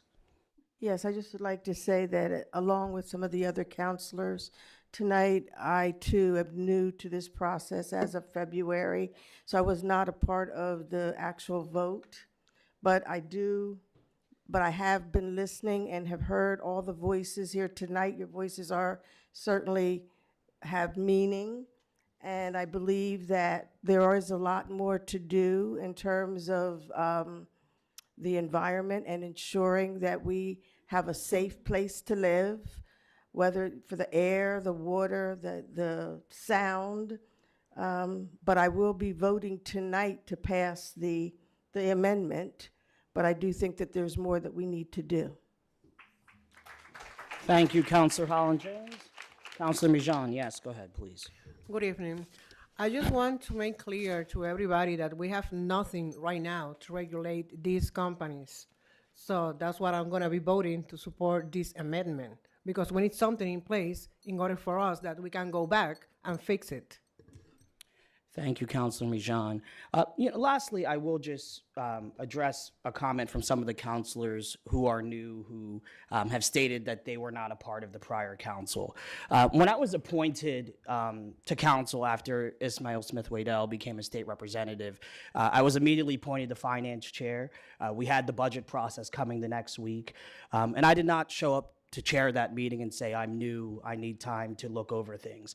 We have taken an oath. We have a great responsibility to the community, and we have had many conversations about how we could make this better, what we could do. But I do want to just address that topic. Myself and Vice President Hirsch were on the last council. I'm a part of many conversations with municipal leaders across the state and across the nation who say that our CBA is a model for other communities across America. So I just want us to pause that, as a council, there are going to be items, there are going to be key city initiatives that we may not have been a part of that have been going on for sometimes decades. But it is the responsibility of this council, and as your council president, I just want to make that statement that, although we may have not been involved, we're not here to litigate how the 2 data centers became proposed. That's not what we are here doing tonight. We are here to add protections, and we are here to be leaders and put in protections for future data center use. So I would just caution council when we try to respectfully, when we try to detach ourselves from what we are here to do. And with that, before we open it up to public comment, I did invite State Representative Nikki Rivera to talk about some of those legislation pieces that are going on in the House, so that the community could be best apprised on how they could move forward and how we could all advocate together at the state level. So thank you, Representative Rivera. Your 3 minutes will begin now. Thank you for having me. And wow, how extraordinary to be in a room full of people in this community that prioritize our environment, that prioritize the people that live here. Wherever you're sitting in this room, it's obvious we all have the same goal. So I applaud this room of people for coming out. As a member of the Chesapeake Bay Commission, as one of the PA House of Representatives on that commission, I prioritize the environment as well. Clean waters, clean streams are good for all of us, also the Chesapeake Bay, but for us first. As a member of the Human Services Committee and the Aging Committee in the House, I prioritize people as well. And so I'm glad to see that that's what we share in this community as I listen to all of these conversations tonight. But I do appreciate the opportunity to share what's been going on at the state level. What is illegal for municipalities to do could be changed by state law. So that's what we're working on. In recent months, I'm going to make sure I stick to my 3 minutes. In recent months, the PA House has considered and passed several bills aimed at regulating the rapid growth of large-scale data centers in response to concerns from communities, utilities, environmental organizations, and it's all regarding energy costs, infrastructure strain, water usage, and environmental impacts. It's important to note that any legislation about future development is unlikely to affect data center projects already underway in Lancaster County. Not just in Lancaster County, but all over the Commonwealth. Those that are already underway would not be impacted by future developmental laws. One of the legislative items that passed into law this past Sunday, along with our PA state budget, only 2 weeks late, is the requirement for data center facilities to submit annual reports regarding total energy and total water consumption. In addition, they must report efficiency measures taken in the prior year to reduce consumption. And the PA Department of Environmental Protection, along with the Public Utility Commission, will issue an annual report combined that summarizes the entire state's data center water and energy usage. So that will be starting as of our new budget. There are several bills that we've passed out of the PA State House of Representatives that await attention from the PA Senate. So if you have a pencil and a piece of paper, I have an action list for you. If any of these pique your interest, please reach out to your senator and ask them to give these bills a vote during their remaining 11 days. We have 11 days in the House and 11 days in the Senate to pass the remaining bills that have been proposed this session. We have those 11 days throughout September, October, and November. The first one I would ask you to push for is House Bill 1834. That was written by my colleague, Representative Rob Matzey, and it's about creating a statewide data center regulation, and it prohibits utilities from passing infrastructure upgrades or increased energy demand costs onto residential payers. Again, that's House Bill 1834. It passed to the Senate. It's awaiting attention in the Senate. Another one, my colleague Rep. Greg Vitale, who's the chairman of the Environmental Committee, has an amendment to House Bill 2198, which would repeal the data center tax exemption. There were incentives put in place during COVID-19 that would attract development of data centers here in Pennsylvania. So we are trying to de-incentivize now by taking away those tax credits. Obviously, development is skyrocketing, profits are soaring, and repealing tax exemption. And I have to stress, it's on certain equipment that data centers purchase in order to function. There's an exemption for sales tax for some of that equipment. We want to repeal that. House Bill 2151, it is by my colleague Rep. Kyle Donahue. It creates a model ordinance, much like what Lancaster is already doing that the other municipalities that were mentioned earlier are not yet doing. We are ahead of the game by creating model ordinance for municipalities so that there's guidance on building height, facility size, zoning standards, planning considerations, and it would serve as a voluntary template to assist municipalities. I think what's scaring some of our other representatives in the House is that people think it's a mandate to use those ordinances, and it's not. It's a tool in the toolbox for everybody to have something to use as they put into place what our council is trying to put into place now. So another bill, a House Bill 2359 by my colleague Joe Cerisi, is the Data Center Transparency Act, which would prohibit state and local government agencies from entering into non-disclosure agreements so that all project information is available to the public. And finally, my colleague Rep. Paul Friel has House Bill 2496. That one requests temporary zoning pause for data centers so that municipalities can have the needed time to update local ordinances. So we need to get a few things passed and then give some time to implement them. So again, the two large-scale data centers that are currently under contract here in Lancaster County, in the Lancaster City, are under the community bargaining agreement that's attached to them for reporting energy and water use. That's what they'll be able to do, as well as reporting efficiency measures based on what we've just passed with our our new budget. And the laws passed from the from the PA State House are awaiting Senate attention. Please call your senator and every senator, all 50 of them in the entire Commonwealth, and ask them to push these data center protection bills. Thank you.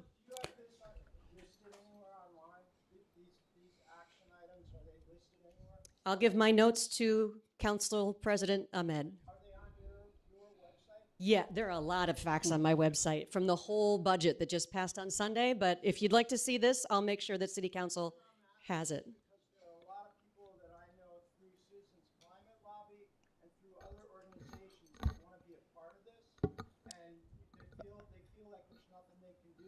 Miss. So just to reiterate what he was saying, if I could, yes, you can find all of this information I'm talking about online. You can go to the PA General Assembly website. If you're in my House district, please sign up for the weekly email newsletters from my office, or simply call me. I'll tell you how to find this information. But do a Google search too. All right. Thank you. Thank you, Representative Rivera. We appreciate your comments. I did let council just for some housekeeping. I did let Representative Rivera go over her minutes as she was giving some very important follow-up information that the community asked for. We will be enforcing the 3 minutes. We ask folks to please keep decorum. We ask folks to please keep your comments as to the zoning amendment. Once again, we are not here to litigate the prior data centers or our opinions on AI. So, Mr. Arcolio, was there council comments prior? Oh, Council President, I don't mean to jump in front of people, but some of the points that we raised were directed at staff and Director Delph specifically, and I had some positive communication about the willingness of city staff to pursue updates to this in like an iterative process, and I was just curious if we could give him a second to speak to that or answer that before we begin public comment. Mr. Delphs, if you would like, feel free to address council. Certainly, and thank you, Councilor Miller, and I'll be very brief. I know many people want to speak. I did want to just go back to the history that Councilor Stoltzfus was describing. As he noted and other councilors noted, city staff first started the process in recommending a zoning ordinance related to, or zoning amendment related to data centers in August of last year. At that time, there were some tools at our disposal, but not very many. For the most part, we were devising that particular ordinance from scratch, of course, doing some best practice research. But I do think that even in its initial form in October, it was a fairly good bill. Then we went through the standard municipal planning code process, which is set by state law. We got additional comments from the City Planning Commission, from the County Planning Commission, and we've been able to incorporate many of those into the bill that's before you tonight. There are some recommendations that county planning staff made that there's still some question about the legal defensibility of those items and whether it could put the entire ordinance at risk. And so I think there is definitely room for more study, and I very much want to commit to you and for members of the public here today. The reason why I talked about the history and starting in August is that our work is always iterative. And we're here to work at the desire of the mayor and the council. And if that is the will of the mayor and the council to do more work on a data center ordinance, we would be pleased to do that. Not only for the data center, but other parts of the zoning code we're working on almost all of the time. The only thing that we'll have to decide together is about how exactly we approach the sequence and the cadence of these zoning amendments, because we have a lot of work to do around a number of different policy priorities, and we'll work together with you all on the schedule. But yes, I do, to be clear, this is work that we are always doing, and we're willing to make what I think is a strong bill even stronger as we go. Thank you, Director Delphs. appreciate it. Thank you for your patience, Mr. Arcolio. Yeah, no problem. Frank Arcolio, Old Trinity Place. I'm here to talk about trust. And I think the trust has been lost and lost substantially. And let's go through that process. Secret meetings weren't done Letters got secretly issued. The 2 data centers that we're talking about grandfathering in were approved as if they were warehouses. And that is an abomination and offensive to the English language. That is clearly not the case. So everybody jumped on it in July to try to stop it. We were told, oops, too late. And so we tried to get other things done. We tried to get a zoning amendment started. Yes, it was started, but as again, it took what, 8 months, 10 months to get to where we are right now? Really? I mean, and now we're being told, hair on fire, we're at such risk. Well, we've been at risk every day for the last 10 months. I didn't see anybody from the city administration saying, we've got to do this.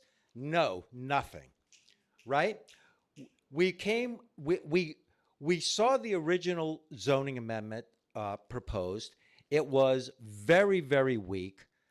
We recommended changes. Many other people, the Planning Commission, other people recommended changes. There were substantial changes made to this amendment. But last time we were told, oh, no other changes could possibly be made to it. Now, should I trust that from the same people who brought us data center as warehouses? You know, we can't change anything. We've got to do it as is, and we got to do it now. Hair on fire. The wolf is at the door. That's not right. Now we're saying, oh, it's an iterative process, and maybe by the time 2 or 3 years from now, when we do comprehensive zoning change, that we will get some really additional things that everybody here wants. Should I trust that? Who is going to enforce this? Who is going to make sure that these priorities stay? I would love to get trust in our administration. I don't see it, not from anybody here. So thank you.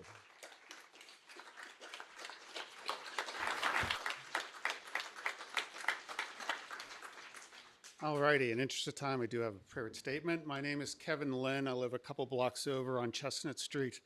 Good evening, fellow citizens, city staff, council members. I want to be direct about where I stand on data centers. I'm not here to shut down data center development in central Pennsylvania, but I do not think uncritical enthusiasm is right either. The honest position is a middle road.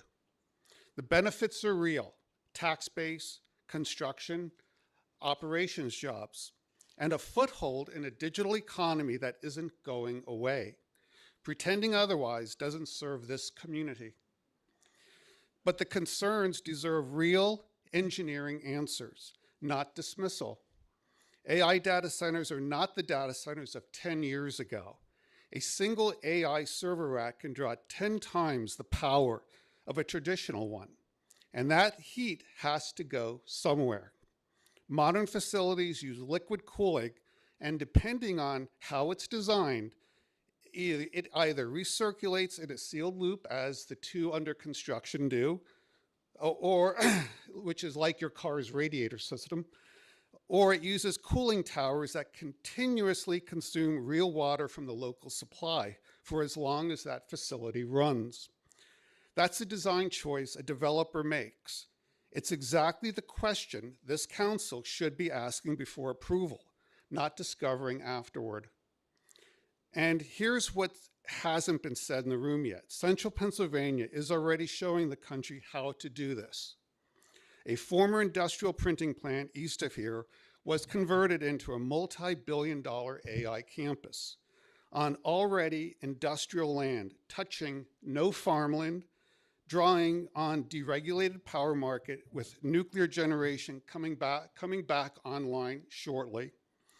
Compare that to what's been proposed elsewhere in the country, ladies and gentlemen.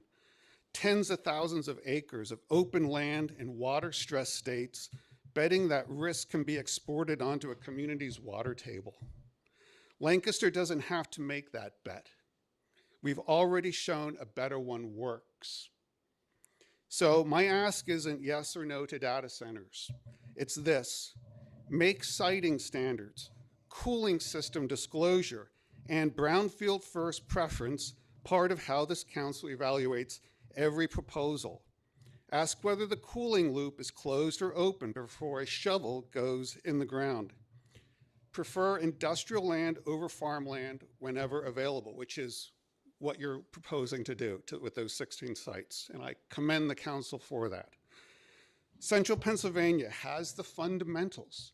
We have the power, we have the water, and we have the workforce, and now a working model. We keep that advantage by asking the right questions, not by picking a side and Thank you, stopping sir. there. Thank you, sir.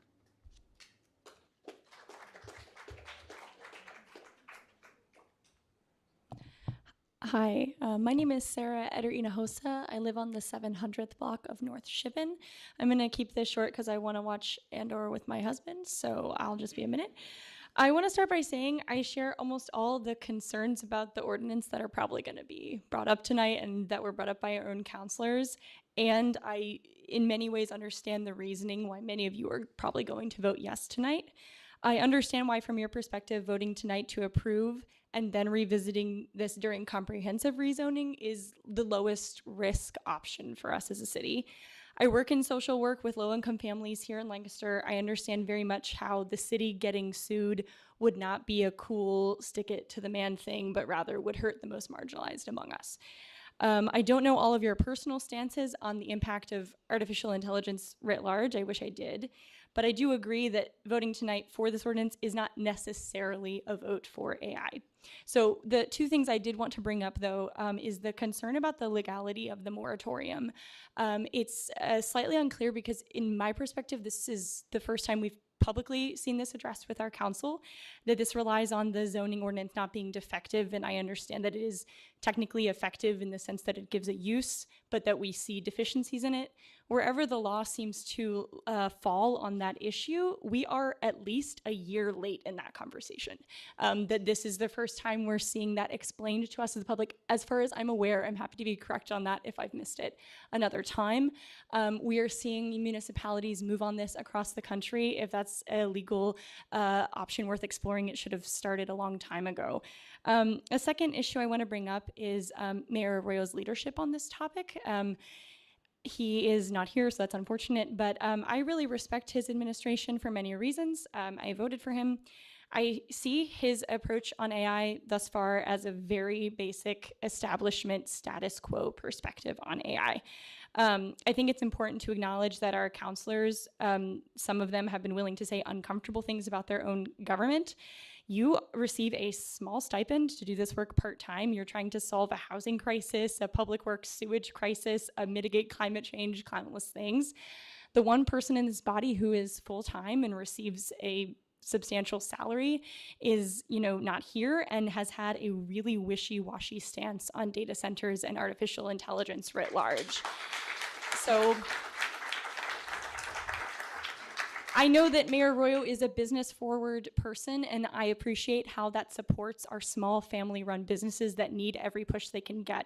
I'm not clear on where his commitment to business and revenue ends and where his commitment to our quality of life begins.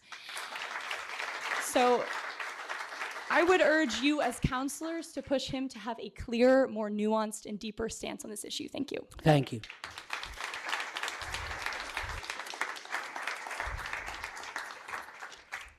Hey, what's up? Kirk Vivaldi, Zero Black, Plum Street. Man, I had something written out, and I feel like we're all staring at like people are just sitting on asbestos right now, and like, no, we're running some studies on it. It's going to be fine. But we're like, no, dude, it's asbestos. Anyway, this feels like something straight out of dystopian fiction, like Cyberpunk 2077. Faceless megacorps rolling into the community, promising jobs and touting no impact, while not so quietly building the infrastructure of a corporate-controlled future. Do we really want these data centers humming along? So, handful of corpos and investors can profit. Now, environmental, I don't need to speak about that any more than anybody else already has. How about what these things actually do? How about a cool number? 57.4%, as reported on a study by Cloudflare of what is currently now just bot traffic on the internet, right? That's what these things do, right? Cloudflare, by the way, if you don't know, is like when the internet goes down, it's because Cloudflare has an issue. They're like really big, right? So cool. Let's get those scams going because I need those clusters to power somebody's grandma getting got for that 2K. You know what I'm saying? Come on. Are we really going to stand here and say, oh, nobody saw any of this coming? You know, when somebody's insides are vibrating out or whatever that godforsaken weapon was that you were talking about with some infrasound. You know what I mean? Nobody could have saw this coming. They assured us everything was just super. Awesome, right? Verbiage in yours. What does good faith to a company mean? What does good faith from a company mean? Hey, we're going to do our best. Well, no, yeah, you are. Right? They're going to do their best at the most cost-effective way. All right? Closed loop, same deal. They don't want to do it because it's expensive. It's better. Right? Man. All right, look. We're not going to be here for all the destruction this, wrecks, right? I mean, I'm old, dude. I'm 47 years old. You know what I mean? I actually work in IT. You know what I mean? And I gotta hate these things. AI? No, thank you. Right? I feel like a lot of other people's companies, it's just forced down the throat, right? There's nothing we could do. These AI giants already sat on me and I can't get them off. Oh, they're so big. Yeah, what are you doing? What are you doing? Oh, going forward, great, but the two that are already here and just happens to be the only two that are on the table, right? Now, they're cool with whatever it was. I appreciate what you guys are trying to do, but the public opinion is obviously, nah, man, nobody wants this. I mean, some rich a-holes do somewhere, that are lining some pockets, but we sure as shit don't. Thank you.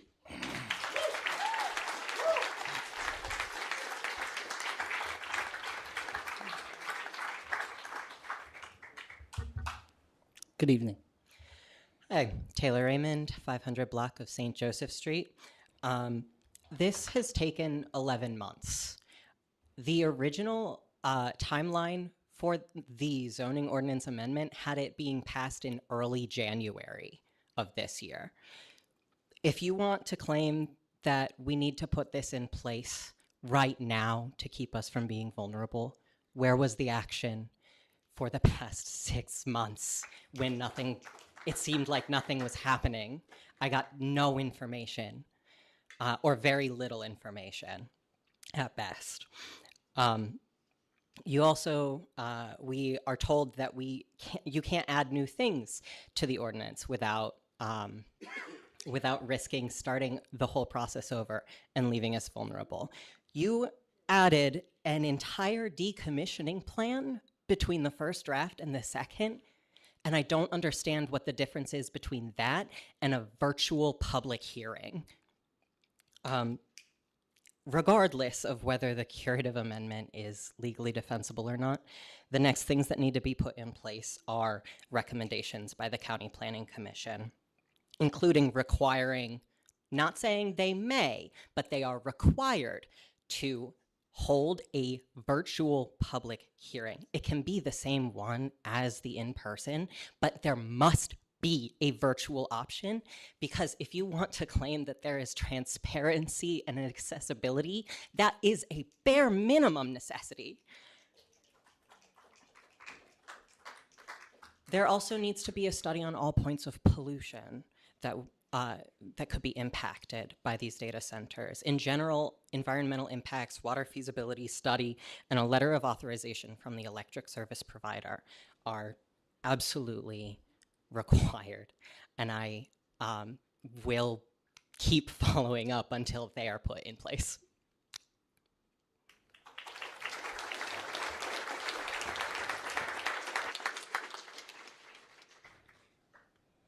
Tony Dash, 700 block of New Holland Avenue. For the record, thank you for pulling up the solicitor, because I did hear him say under his breath in the back that he wasn't going to answer questions. So I'm glad that he got up here.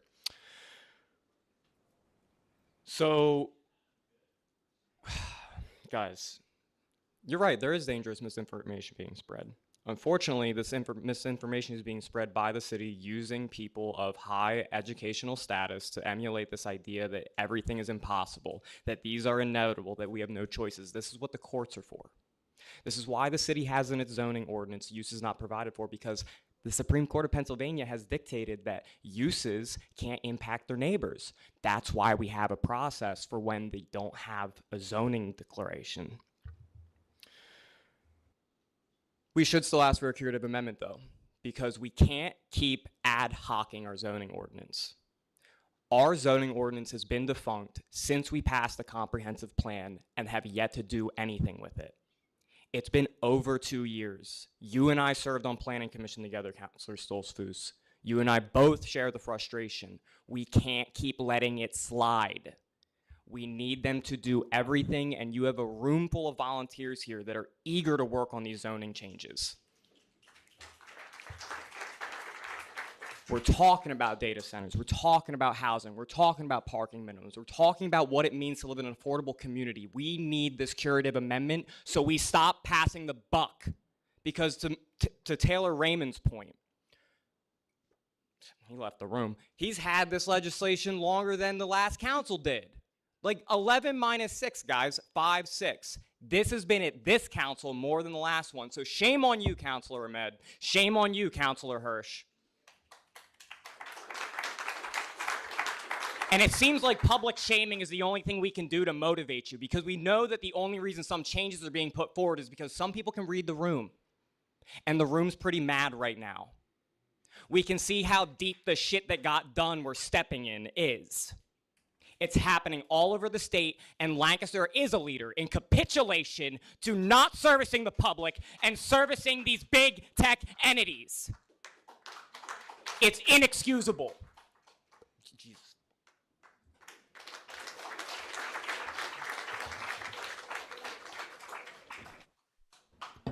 Good evening.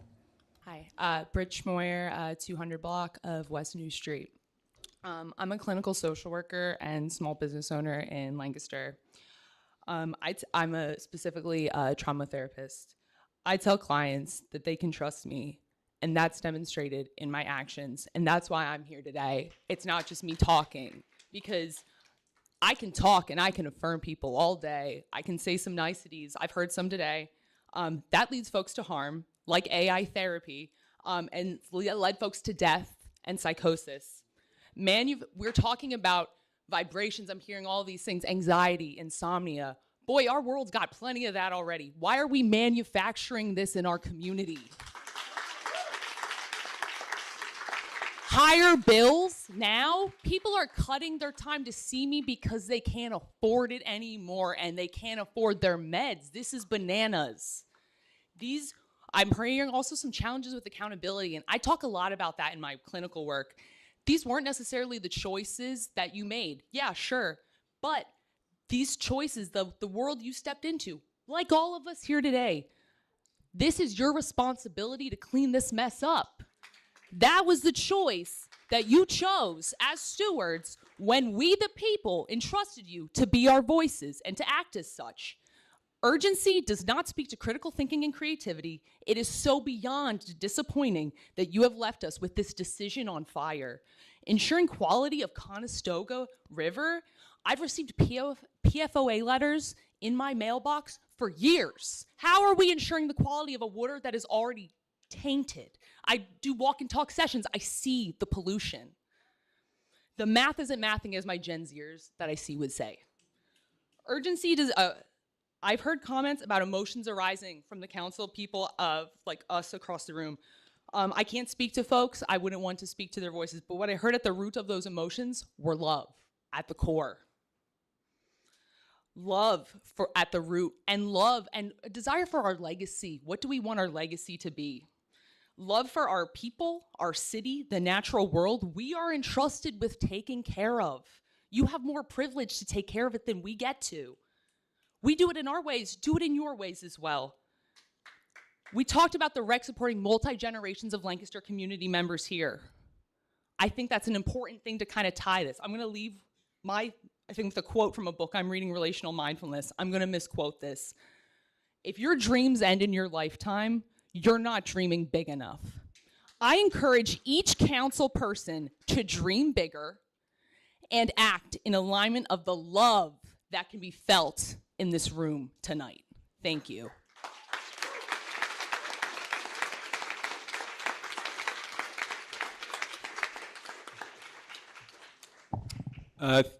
Thank you.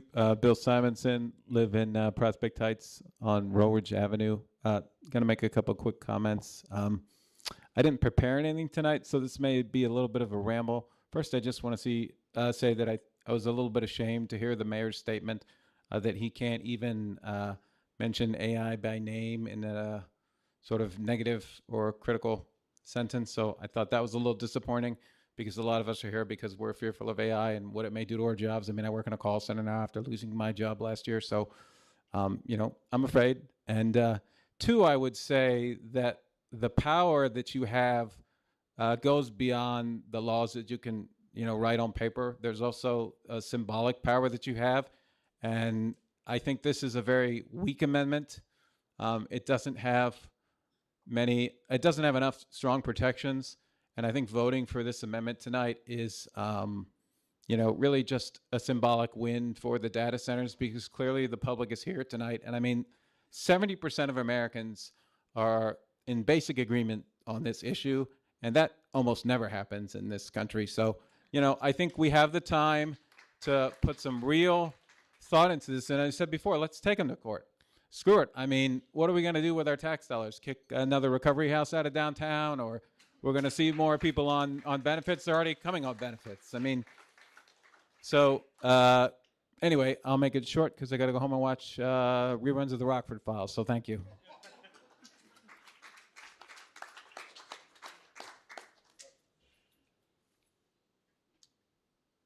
I've been coming here for like a year. I still don't know how to do this. I live at 67 South Franklin Street. I guess you would say that's a 100 block of whatever. Anyways, my same point that I've brought up here always is just how this is going to affect the general population's safety, since that seems to be the number one thing of these surveillance centers. You know, what are they surveying? Who are they keeping track of? And we already know all the answers to this stuff. And as far as this amendment goes, it just feels like a rock and a hard place. We already have ones that are being developed and put here. And now these rules are, you know, whatever. Everyone knows the ins and outs, right? All I can say is that I'm tired of coming up in here and saying to y'all, specifically, we don't want your surveillance machines watching us 24/7, nor depleting our fresh water, killing our clean air, making our kids stupider. And ultimately, who's it going to affect the most? Like, what's the minority that's going to be affected the most out of all of this? Is the one leading the charge on this, the one that is the president. Black people are going to be affected negatively by this, and no one has said anything about it. You know how, and we made a comment earlier about keeping opinions on AI to ourselves, but this whole thing changes literally day by day. It's an ever-evolving system.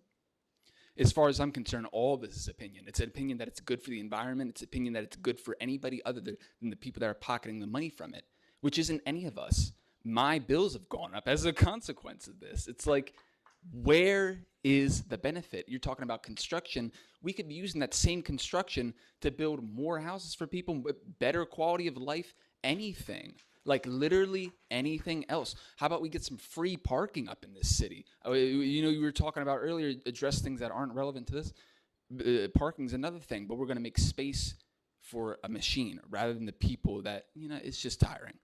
And I really want to highlight the cowardice earlier of people on this council saying that they weren't here in the last administration. Regardless, we're not going to sit here and act like you haven't been updated on what's going to happen and where it is. And for all the nice cities that were said, which there was some nice ones, I'm glad you guys are expressing more concern than most, but frankly, this is the most people I've ever seen here, so it could just be putting on a show. But for real, everyone's tired.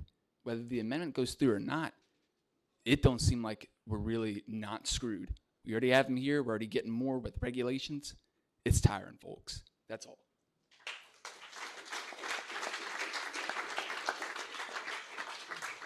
Hi, Tony Israel, 300 block North Mulberry. I just wanted to reiterate the connection between the events that we've had to spend a lot of money on locally, the weather events, and the really horrendous heat events. And we're going to have more of it.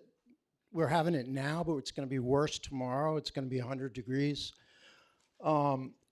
We need to stop burning fossil fuels. I know that for individuals, that's difficult because we don't have the leadership nationally yet.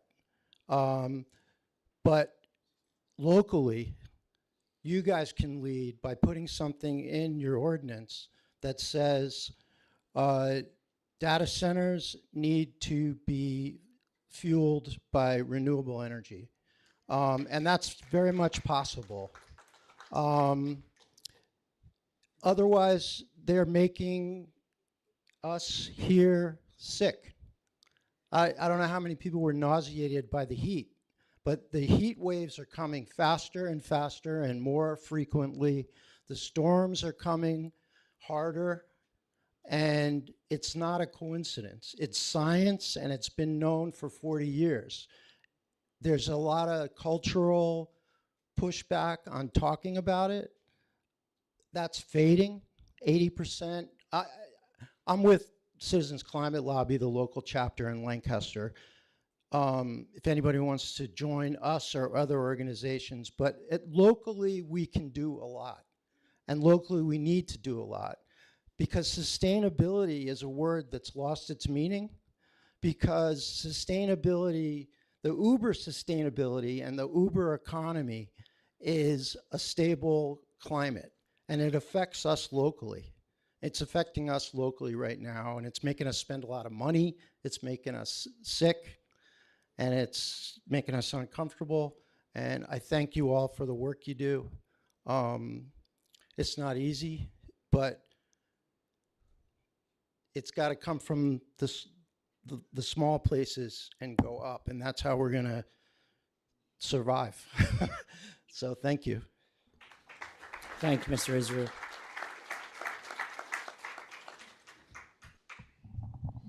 Hi, Dr. Josh Ray, 400 block South Ann Street. So my PhD is in rhetoric and technical communication. My research actually focuses on city planning language. I want to note that misinformation happens in information environments. It's not often unidirectional, and it often takes hold when public trust in sources of authority breaks down. I realize that y'all are probably going to pass this amendment, and I'm not here to discourage you from that necessarily.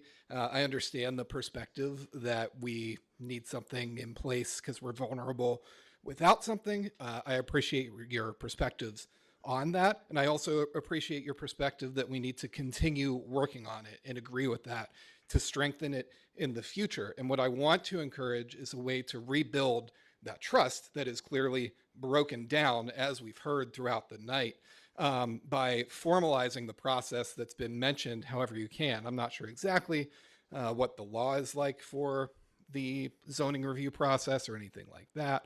But, we've mentioned, having public feedback on the review process. And I want to encourage you to formalize that, maybe make an independent citizen review commission to look at the ordinance as you review it moving forward, and just be really intentional about getting that feedback and, put infrastructure into place for that as you go forward. Thank you. Thank you, sir. Hello, my name is Melina Weicker. I'm a special education teacher and an English language learners teacher. I have taught in the school district of Lancaster under the umbrella school, which is no longer in place due to budget costs. So a lot of my friends lost their jobs. But anyways, with that, I just wanted to say, the mayor did say that we should look at the negative consequences. And I know some people have mentioned some positive things that come from AI. And it has been 27 years since I've been at one of these meetings. It's been 27 years. It's been a long time. So congratulations, you got me out of the house that long. Okay, so, but anyways, I really would strongly request that you put a pause on this. You know, just let your conscience and your gut guide you. I don't feel right about any of this. I really don't. Just looking at the negative consequences from AI in general. AI is addictive. I mean, people decorate their homes using AI. They get free therapy. My neighbor across the street gets free therapy, which is kind of scary. But what are the negative consequences? I don't know, but there's like 14 people who are wrongfully arrested and imprisoned because of AI. 91%, oh, that's high, accuracy and data recognition and image recognition.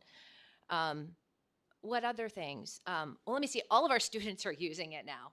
They're using it on their test. Yes, I see it. I've worked at a lot of schools in the Lancaster County area, and I know how it's affecting. AI is garbage, okay? It is garbage. I'm a mom. I've got 5 kids. So it's not just the students that I teach. It's my kids, and it's my future grandkids. And I live in East Pete, which is just basically right over the hill, okay? Right over the hill. My family is going to be affected.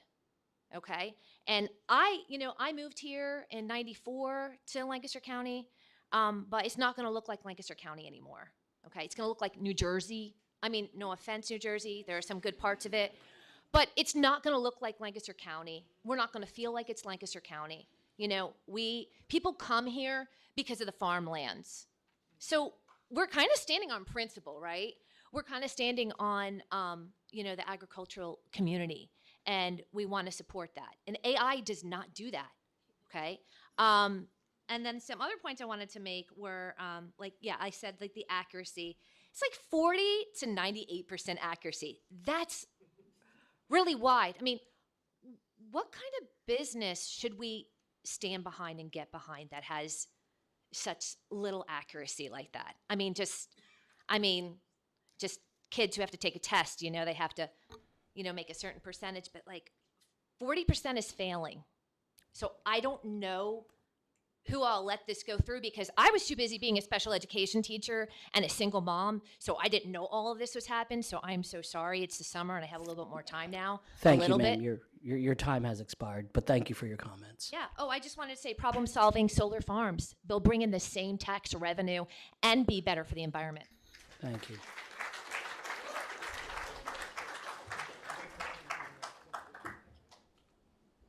Good evening. Ryan, 1000 block of Clay. First, very happy we were leading the way. Good job to all of us showing up. I'm proud of all of you. Never forget we were the capital for a day of this great country. I am not a CPA or a bar certified lawyer. I am a licensed real estate appraiser here in the Commonwealth of PA. We live in a capitalist system and need to understand how real estate taxes work in PA. We need to also understand how the law can be lagging. I mean, think about the legal minimum wage in this state for a second. We need to be forward thinking as well and skate to where the puck will be. I have 2 kids. This is very important to me. Even if you do not like AI, I want you to know continued investment into it will occur. Do not get emotionally attached to that statement. It's just the fact. My concern is the low labor data center business will not be taxed effectively on their business practice within the city. I do not have the time to explain the capital structure or special purpose vehicles being used to fund the hyperscalers. I think we need to remember we are all on the same side, all of us. We need to fund the schools, protect the capital in the city, keep it reinvested in the working class, protect the working class, what's left of it. Real estate taxes make up 40% of the school funding. I'm sure you all got your reappraisal forms in the mail. My phone has been blowing off the hook. If you're a homeowner, it affects you. If you're renting, it affects you. They're resetting the common level ratio on a county level. It's not this board's fault. The city is limited on what they can do, which is why I had my first question. I also am learning. We all need to learn. Keep moving forward. This council has limitations, but we need to get creative. All of us as a team. The data center, to my knowledge, will only be taxed on the value of the land and the structure. The interior components, which is the actual operations of the business, is considered personal property. How can we make modern law to reflect these new types of businesses? To protect the working class in any capital flight from Lancaster. I understand how we need to raise funds for the budget. Future budgets. Lancaster City has a high share of tax-exempt property. Understand the operations of the data center. Somebody buys it. One company develops it. One company manages it or operates it, and yet another company owns all the personal property within the data center. CoreWeave is listed as the single tenant, the sole tenant. They're a publicly traded company. I suggest you start reading their quarterly reports. Data centers are capital intensive, but not labor intensive once they're built. Most of the value comes from the servers, chips, power, cooling systems. So the ongoing headcount is usually limited to facility operations, electrical, mechanical maintenance, security, network support, and management. I'm only here because I want this recorded for my kids to see in the future. These things will be in space, so you don't burn them, okay? Because it'll make the inequality worse. It's not their fault, you know? If you want to blame them, do it. But you're just part of the problem. If you want to be part of the solution, we all need to talk to each other, okay? Republican, Democrat, anarchists, capitalists, whatever you are. Get educated.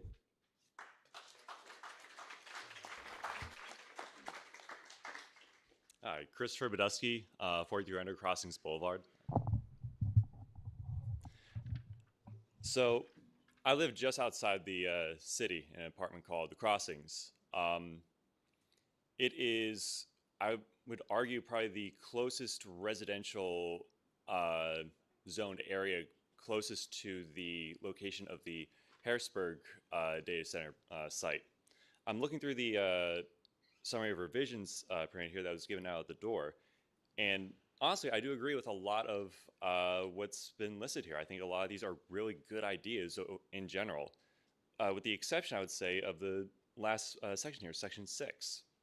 And the idea of, if I'm understanding this correctly, having these two previously established centers, one at Greenfield, one at Harrisburg Pike, I'm assuming I'm wrong on this, but be exempt from these new revisions, I feel like might be a large oversight.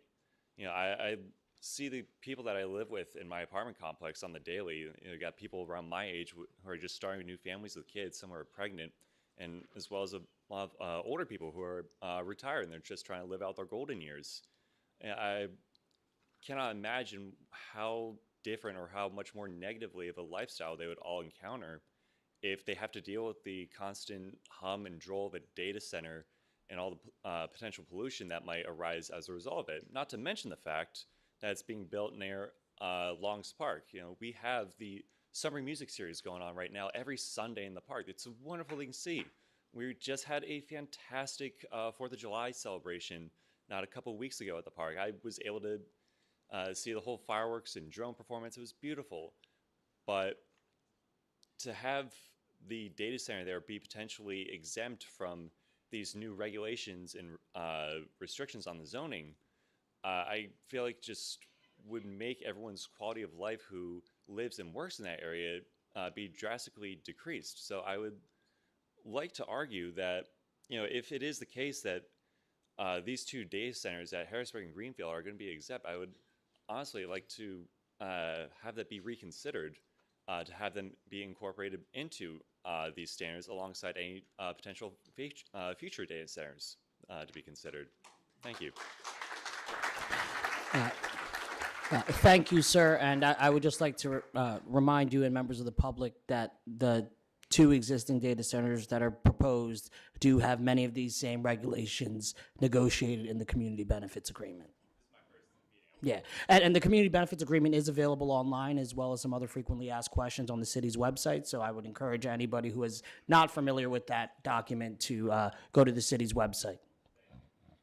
Hi, my name is Connie Fieser, and I live on Hickory Drive, which is a little dead end that's off Pitney Road, and our property there is actually adjacent to the Lancaster Hat campus. So we live less than a mile from the Greenfield Road data center that's going in, just to give you a little context. So this is literally in my backyard. I can walk, and I drive past it every day, and I can walk there in 5 minutes if I want. So the point that I just want to raise this evening is that, I mean, I am so grateful to see all of the people here that are advocating for more information and more, you know, just good stewardship about the centers. My biggest concern is that these data centers were going in, and I didn't even know what they were building. until it was well underway. And then when I found out, I was like, oh, okay, whatever. Like, you know, it's a thing. And the more I started hearing about what impacts there really are, I mean, a lot of individuals are worried about their utility bills, which absolutely, all of our expenses, living expenses are inflating at a rate that we've never seen. And I've lived in my home for 20 years. And now I'm actually kind of scared at the physical impacts that are going to affect me on a daily basis. I mean, we have deer that just graze in our side yard. And what is this going to do to the local, like, small game in the area? Like, have any of that even been looked into? I mean, I understand that many people may not feel that that's important, but, like, this is just hitting me so close, and I had no idea it was coming. And that just floors me in this day and age when we have so much information at our fingertips, and there's supposed to be so much transparency with the people that we've put into these positions to steward for us.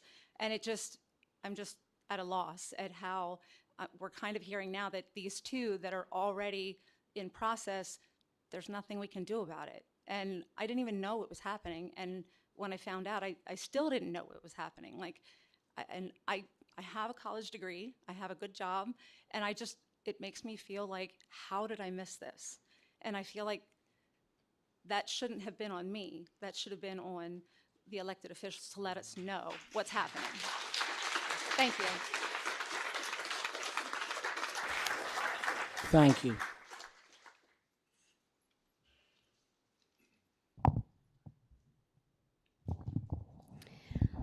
My name is Kaz Bitzer.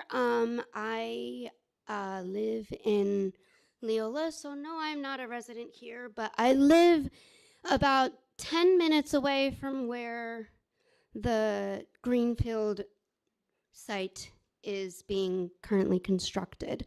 And granted, I live 10 minutes away, which means it's a couple miles away, but it's still only 10 minutes away.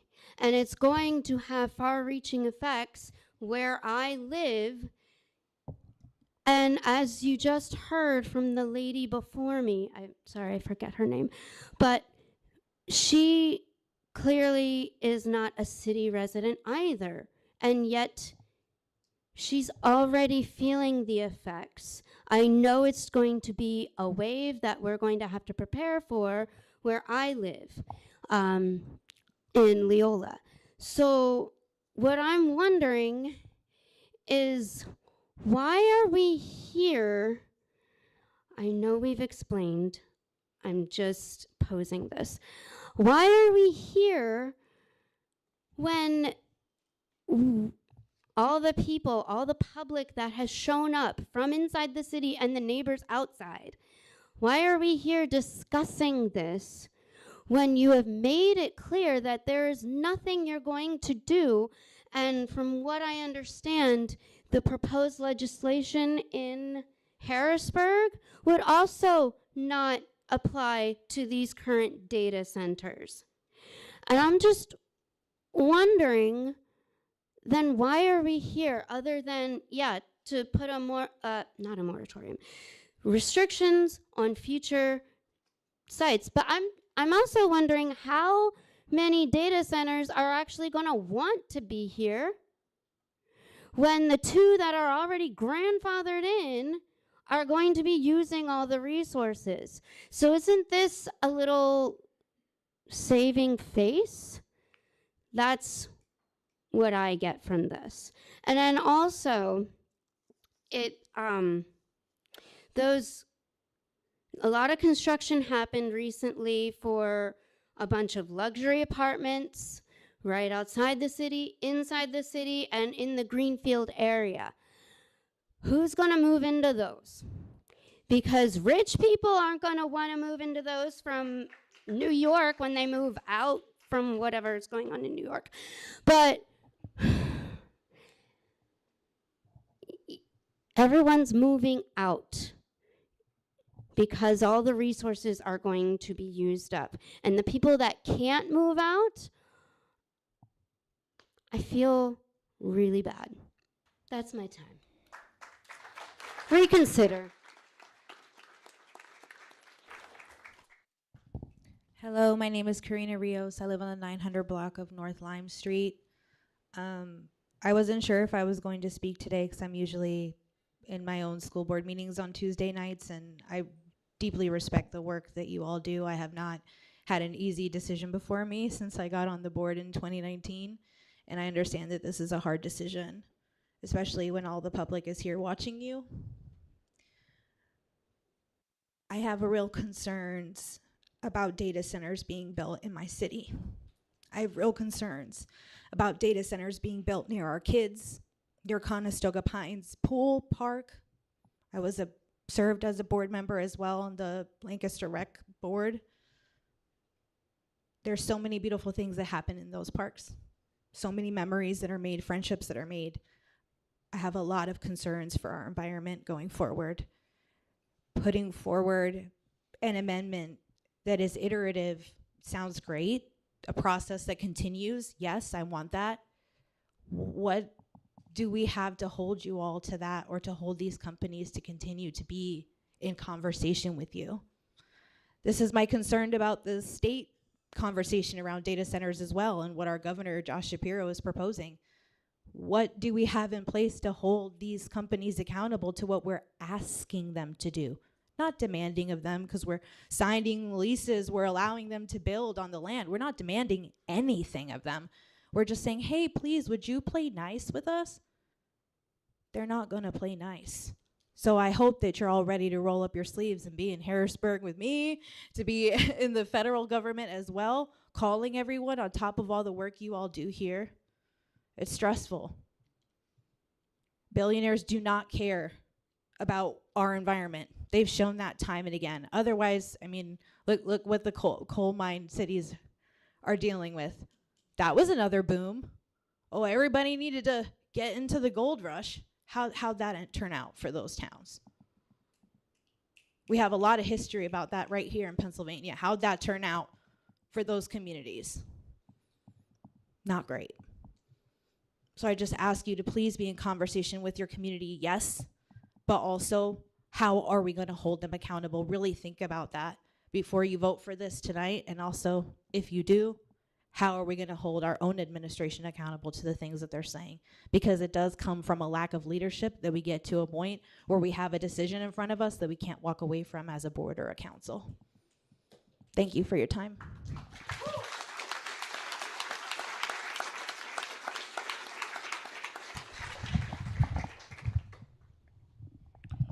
I'm going to share from just a little bit different perspective tonight.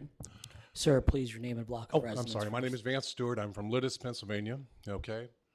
I've learned more in the past 6 years of my life than I have in my entire life with all this stuff that's hit us. Okay.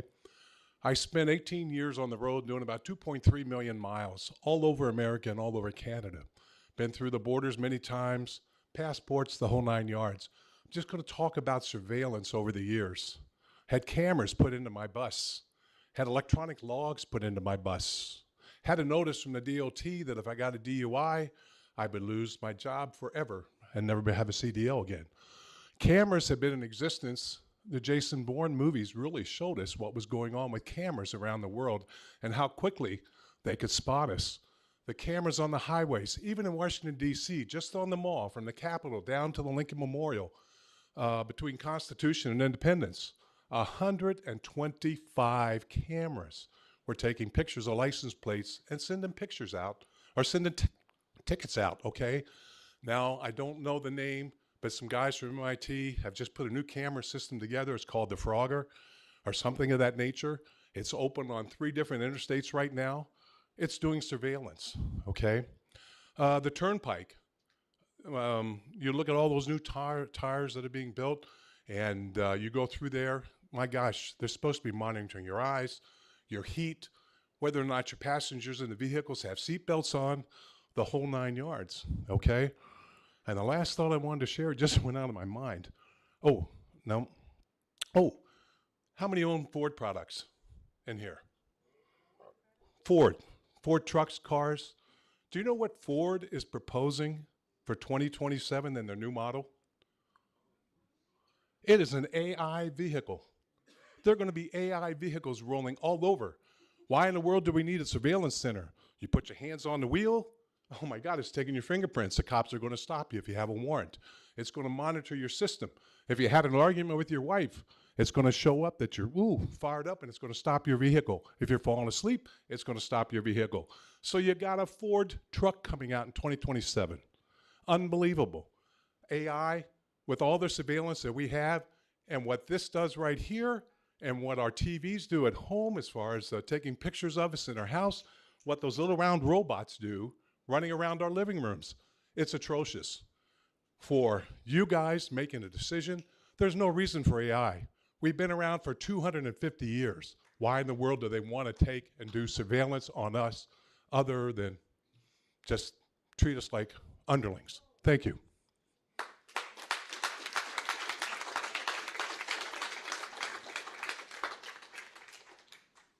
Hello, my name is Bridget Erickson. I live on the 400 block of Ruby Street.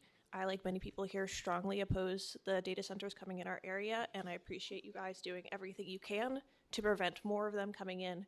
I really hope that you continue to take strong steps to protect the city that I love and live in. I chose to come here. I'm a transplant, and I would like to stay. But I think all the calls for civility are kind of missing the fact that this has been a very civil gathering, because even though people are angry, they are controlling themselves. And the best way to keep that is to continue to hear them and to do everything you can to protect what they're asking for. Thank you.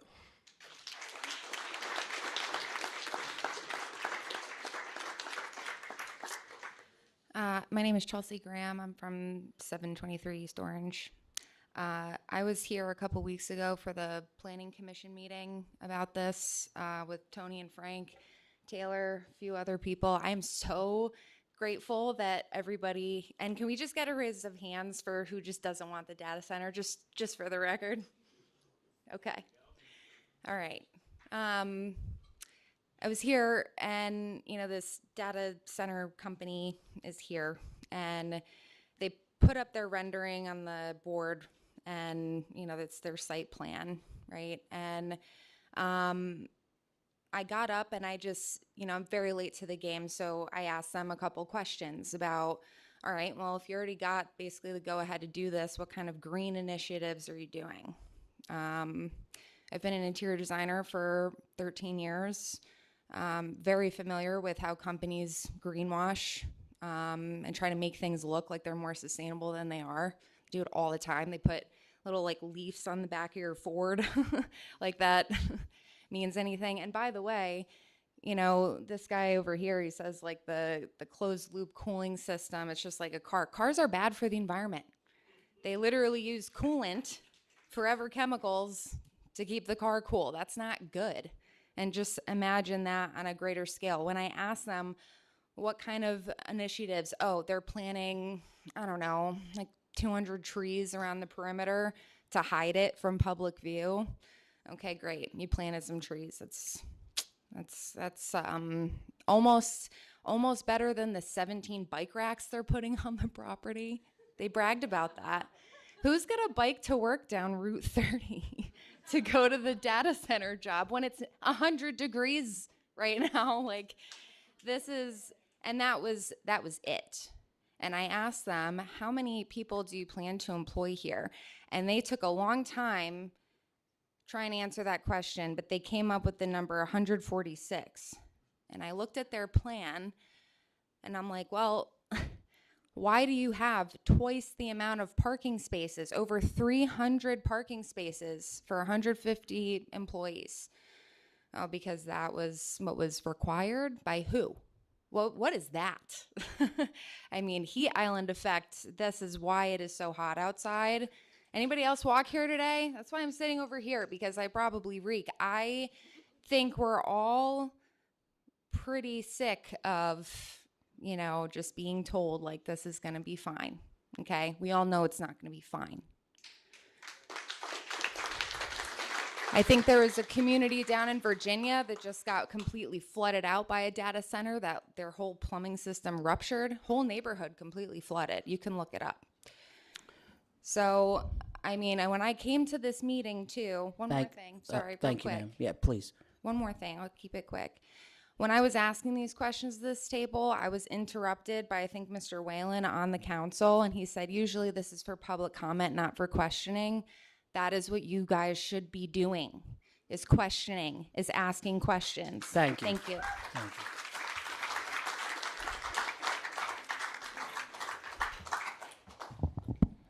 you. My name is Coral Wrights. I live in Marietta. I work in a restaurant in Lancaster. And what happens in Lancaster City impacts not only my job, but also what happens in Columbia, right down the street from where I live. And I first want to acknowledge that the previous council has conditioned me to understand that you're all going to vote yes regardless of what we say, because you've already made that clear.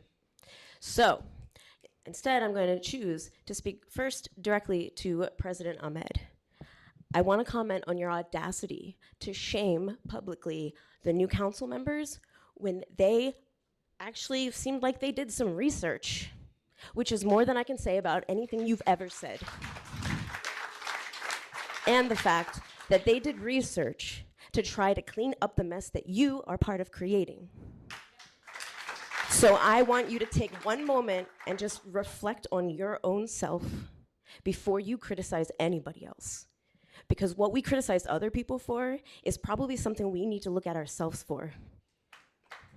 You are the president now, so step up your leadership and actually lead, because you did not do what you needed to do the last time around. And I'm putting all my energy into you because I'm gonna give the new people a chance to actually build trust by taking action. But you've had a chance and you did not build trust, you destroyed it. So before you criticize other council members for trying to build trust, look inside. Thank you.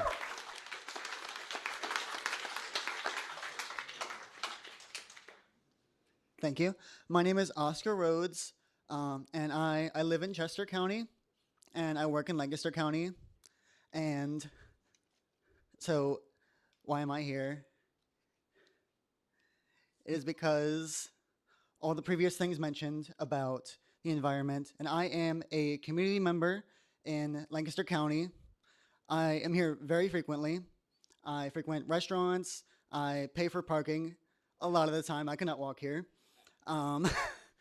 So when these resources are destroyed by data centers, it is going to impact not only the people locally, but anyone who likes to visit here, who loves Lancaster County. And you will lose, as well as all those resources, housing, whatever, people coming in to live and to go to local businesses, coffee shops, all those other things. And I think that's it, because it's my bedtime soon. So thank you for your time.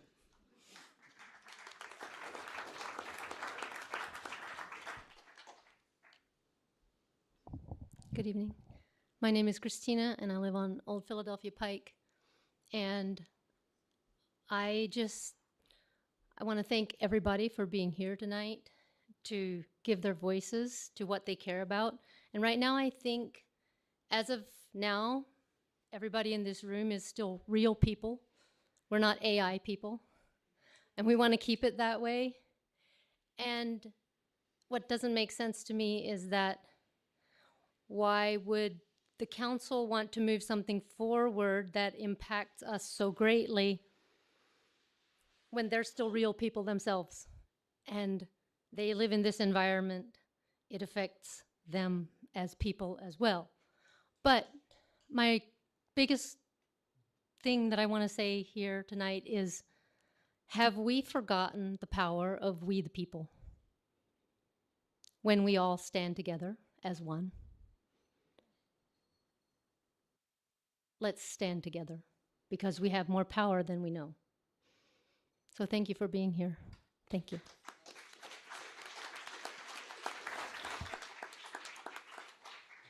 Good evening. I do want to thank all of you for being here. I know you do not have an easy job. I understand this amendment is something that needs If you to could happen. please, your name and block of record. Jessica, 500 block of North Marion. Thank you. Sorry. I hate speaking. But the woman, a few people in front of me, said something that I wanted to say, because I don't think that the new council members were being cowards by saying they weren't here when this all went through. And somebody else, like, I'm a very busy person. I own a small business. I have 3 daughters. I have a granddaughter. I have lived in Lancaster County my entire life. I have lived in Lancaster City since my oldest daughter was in 1st grade. She is now a special ed teacher at McCaskey. I am invested. My children are invested. My granddaughter hopefully has Longs Park, hopefully has Conestoga Pines. So I am also appalled that you would shame these other new members by stating they weren't here when I don't know who was here. I'm glad I do know who was here. I did vote for you, President Ahmed. I am confused. Like, no, it is not my job to know everything that's going on around me all of the time, but we should not have been blindsided by this. This is nuts. I don't understand. I appreciate the transparency we have now. I hope that you pass this and you actually do keep doing the things you're supposed to do, but how do we hold you accountable is my question. So I'll wrap it up. It's super late. We all want to go home. Thank you. Thank you. Yeah, please. Hi, I'm Molly Swartz from 400 block of Mary Street. I just wanted to say something about, well, I appreciate that there are council members that were not around. I know that you are coming to this situation with fresh new eyes, and that's great. Please try to remember that the people in this room, like, their consent was violated. Nobody told us what was going on. And then when we were finally told about it, we were treated as though we were overreacting or being silly and this was the future and we have to accept it. It really did a lot to erode the trust between the citizens and the council. I was here a year ago when we had another meeting or a previous meeting about the data centers and the zoning, and I think one of the things that we really missed out on was a form of accountability. What do you guys need? Like, do you need a group of citizens to start a focus group or a commission that you speak to about making this happen faster? Because if we all have to make this happen faster, if the world is on fire and we don't have any more time, then we have so many brilliant people in this county that you could ask for help and that would be willing to donate their time to make sure that we have strong language to protect us in the future. So if that's what you need, I'm really upset that this didn't happen sooner. If like now we don't have like any time left to like make choices or fix amendments. Yeah, I guess also I just want to say one thing about some of the stuff that the solicitor was saying. You know, if this is unprecedented, then why are we putting limits on what the possibility is for what we can do to stop this from happening in the future and to stop what's happening already? You know, nobody knows what would happen if we decided to start fighting. And I think everybody in this room is showing up because we want you to fight harder. We want somebody to come in and say, hey, I'm gonna do everything I can to make this not be a thing in the future and to walk some of this stuff back. And also, one thought I had was just, I'd like to know what kind of protections you're gonna put forward for all the people that are gonna have to protest these upcoming data centers and like chain their bodies to construction vehicles. Like, are you gonna, that's free speech. So are we just gonna turn this into a fight with the Supreme Court and the federal system? Thank you, ma'am. Your 3 Okay. minutes have expired. Thank you. Thank you.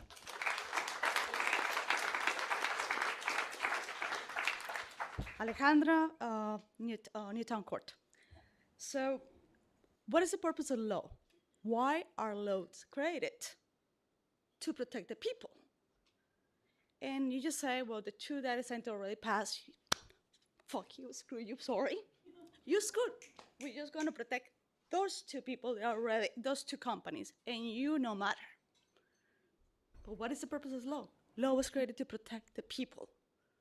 This has to be something for this grandfathering that was done for these 2 data centers to now comply with what is needed. Because you're gonna pass anyway. You don't care about us. You don't care about us, the people. But if you're gonna pass it, just do something for these 2 companies that already are. Because you have to protect us. We elect you. You're us. You have to protect your kids too. Because it's not only us, it's your family.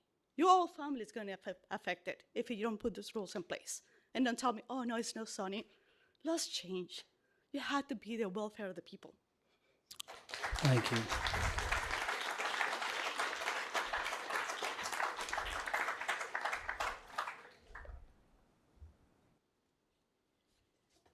Heidi Wanger, 900 block of East Fulton, and I am very tired. I am tired because I was woken up at 5 a.m. with the crazy police loudspeakers and ear-piercing sirens. Found out later that my neighbor and her children were being threatened all that night. Luckily, they're okay. Last night, I had a fellow Lancastrian friend call me suicidal. There's a lot going on in the city, and these data centers are kind of like the last straw. I taught in the school district of Lancaster for years. I have poured time and energy into keeping our property nice. I want to love Lancaster, but I'm struggling. And I want the property I have to be valuable and support me when I retire. If I age in place, whatever. I just feel like once this data center fires up 1.5 miles away, the property value will plummet. Also, the land that the Greenfield Center is on was the farmland of my ancestors. My grandfather was born in what is now the old Greenfield Inn. All that area, I even grew up on Greenfield Road myself. I could say more about that, but I'm going to move on, and I'm going to use some words that I heard from someone else. Across PA and other states, communities are hunted like real estate on a spreadsheet. Politicians are courted, the processes are rushed, the impacts are hidden. We are anti-corruption, anti-secrecy, anti-sacrifice zone. Lawmakers went to work for private companies, whispering their deals. They want working people to pay the price. They want working people to pay the price and suffer while they cash the checks. We're here to ask for what should have already been done, a real moratorium. Pennsylvania belongs to the people, not to big tech. Thank you.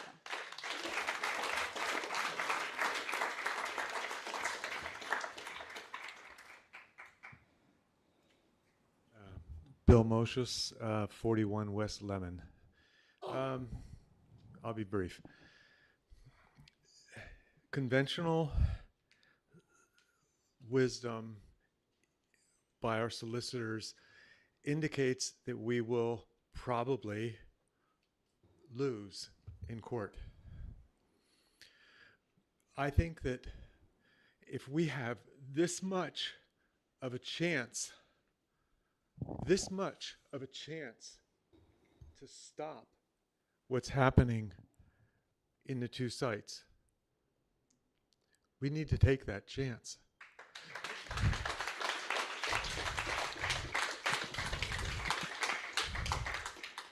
I think we'll all feel better about ourselves if we do at least fight.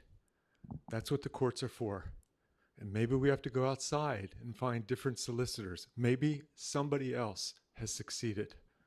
But I think most of us in this room would love you to take some funding to support that fight. Thank you.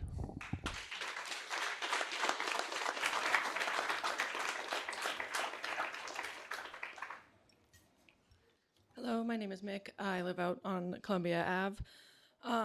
Couple of things. My main personal concern with these data centers is the noise pollution. I lived on a ship for far too long consecutively and had real serious tinnitus issues for years after that I could have been hospitalized for, probably should have been.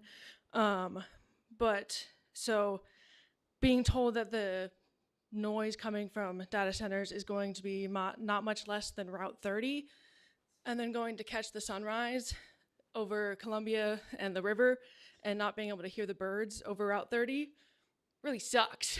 To think of that doubled and really not be able to hear anything over what I already hear all the time. And my second thing that I haven't heard addressed yet was, what is the timeline if we pass this and then to come back and try to build like stronger protections against data centers? Like I heard 2 years if we don't do that or something. Like how much sooner can we get it done if we are passing this tonight? If this is quote unquote our best option, how soon can we come back and revisit things?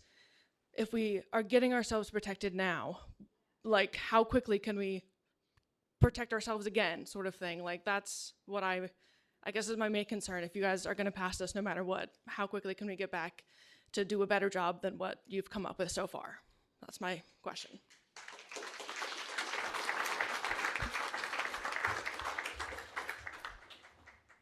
Any final public comment, as the public comment period is going to be ended? This will be our last public comment. Yes, sir. Mike Welch. I'm on the 500 block of St. Joseph Street. My wife and I traveled for 3 years in a van and experienced a lot of the country, about 10 times around now. We moved to Lancaster 3 years ago because we love it and it's amazing. We moved here because we had the longest running farmers market in the United States. We moved here because there's beautiful farmland 10 minutes outside of the city where I live and walk everywhere. We moved here because it's an amazing place to live. And then the mayor signed an NDA, and probably you, and I don't know about you, but the new people didn't sign NDAs, did ya? None of you new guys signed NDAs, but the old people did, and that's why they're all gone now. Also, the old mayor signed an NDA, non-disclosure agreement. That means, can you talk about data centers and that old thing that you already said has already gone through, so we can't do anything about it? Because I'd love to hear why that was passed. Let's hear it. That would really be my comment. Would you like to finish your 3 minutes, sir? Yeah, totally. Yeah, I would. So data centers. I used to work for a tech company called Veritas. We did disaster recovery for Fortune 500 companies, and we were the third largest software company in the world. And now that company is gone because they liquidated all of the assets. And that's what they're going to do to the water. And that's what they're going to do to like all of our good soil that we're going to use to maybe not be able to grow our food anymore. They're going to liquidate our assets. That's what they do. And in 10 years, those data centers are going to be corpses because that technology is going to be garbage. So you guys are like voting to open this thing that's going to be like this massive, ugly piece of crap that doesn't look like Lancaster. And it's going to make all of the animals run away and all the people are going to leave. And it's going to be really jacked up. And I think there's not anybody in the hallway yet, but there was like people like spilled into the hallway and you guys are calling for decorum. They should have been yelling at you out there because they're not in the chamber. But if I was standing out there still, I would have been yelling by now.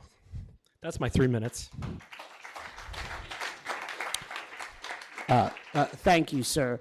Just to clarify, I did not sign any NDA. Myself, Mr. Nor Hirsch, did I. Myself and Vice President Hirsch were not involved in the zoning approval of the first 2 data centers. We were involved in the CBA, which did provide protections where there were not any. And in closing the public comment, I would just once again, like to thank everybody here in the room.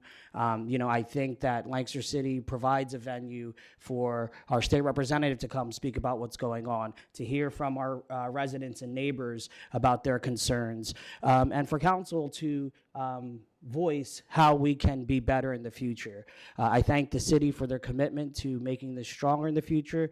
I thank my fellow councilors for the many conversations we've had on how we're going to hold them accountable to that. And to my fellow councilors, as your president, I hope you all know my leadership. We talk daily, especially the new members. And my comments were that we are going to be voting on stuff that a lot of us did not inherit. We did not inherit the deferred maintenance on our water, but we are elected to lead and act on it. So those were the comments, and I know that you guys all know that, but I thought that I would give you the respect to answer some of those allegations that were made against me. So with that, I will allow any final council comments before we take the vote. Mr. Stolzfus. Council President, if I may, so there's some questions around, I think what I was proposing, what other councilors were proposing is we feel like this is the best that we have in place right now, moving forward to approve it, but continuing to work with staff. So, I am the chair of the Community Planning Committee. My email address is aStoltzfus@cityoflancasterpa.gov. You can hold me accountable. I think the challenge here is, I don't control staff. That's the mayor's job. So, I think we have a commitment from staff to continue working on this. I would love to see us come back, within this calendar year with some revisions. And I know that might sound like a long time to folks, but I do also want to make sure, to some of the points that we are able to get more input and that we have more ownership over these regulations. So that's something that I'm committing myself to. But again, I don't have staff who work for me. We all do this part-time. So I can only offer, me as someone that can try to hold this process accountable. You are welcome to email me. I try to be as responsive as I can. So that's the best that I can offer. But I do think we have a commitment from staff. We have a commitment from council. We've heard, loud and clear that we have more work to do. And I look forward to doing that work with all of you. Thanks. Thank you, Mr. Stolzfus. Yeah, Council President, I'll just briefly mirror those remarks. My email is mmiller@cityoflancasterpa.gov. I serve on community planning under Councilor Stolzfus. Please feel free to reach out to me. I've heard you all. I appreciate you taking the time. It's been a long day, and we're really going to consider this and keep pushing, so thank you. Mr. Harris, will you please call the question? Yes, Mr. President. Ms. Gastineau. Aye. Ms. Holland-Jones. Aye. Mr. Hirsch. Aye. Ms. Mijan. Aye. Mr. Miller. Aye. Mr. Stolzfus. Aye. And President Ahmed. Aye.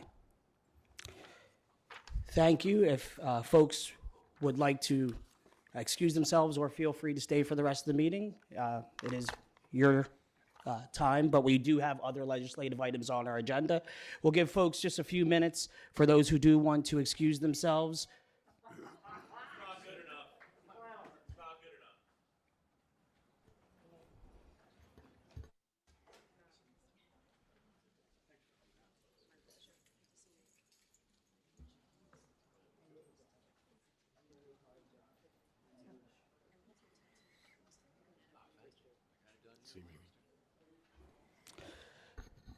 And with that, we will continue our legislative agenda. The next item on our agenda is ordinances for first reading, Administrative Bill 10, 2026. Mr. Harris. Yes, Mr. President. An ordinance increasing the indebtedness of the City of Lancaster, Lancaster County, Pennsylvania, by the issue of a guaranteed water revenue note in the maximum principal amount of $63,380,000 for construction of various structures and facilities to improve the city's water system, fixing the form, dates, interest, and maturity thereof, making a covenant for the payment of the debt service on the note, providing for the filing of the required documentation with the Department of Community and Economic Development to incur and exclude additional debt of the governmental unit, providing for the appointment of a sinking fund depository for the note, providing for the authorized signatories, and authorizing execution, sale, and delivery thereof. Thank you, Mr. Harris. Once again, this is a first reading. Vice President Hirsch is coming through the Finance Committee.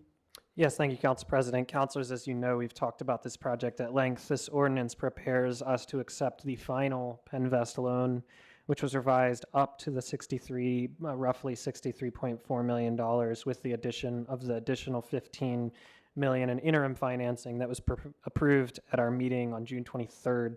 The Penvest board will vote on our revised loan amount at their meeting tomorrow, July 15th. Should that be approved, we will be then ready to finally accept the full Penvest financing at our council meeting later this month on July 28th. Thank you. And just want to thank the city staff for moving this project along. Very important. Are there any council comments on the first reading? Any comments from the public? All right, hearing none, we will move on to resolutions. We already did go over resolutions 64, 65, and 66 at the beginning of the meeting. Those were going over appointments to boards, commissions, and authorities. Next, we will take administrative resolution number 68. Mr. Harris. A resolution of the Council of the City of Lancaster approving the adoption of an amendment to the Act 537 Official Sewage Facilities Plan for the City of Lancaster. Motion to approve. Second. Councilors, we have a motion and a second. Councilor Miller. My apologies. Councilor Stolzfus. This is coming through community planning. Yes, I don't have a lot to add to this. Councilors, you have a brief about this project in your packet. It is exciting to be adding new housing units near downtown. Whenever we have a new development, we are required to pass a resolution to add that development to our official sewage facilities plans. That's what we're doing tonight. Thank you, Mr. Stolzfus. Any further comments from council? From the public? Hearing none, Mr. Harris. Ms. Gastineau. Aye. Ms. Holland-Jones. Aye. Mr. Hirsch. Aye. Ms. Majan. Aye. Mr. Miller. Aye. Mr. Stolzfus. Aye. And President Mad.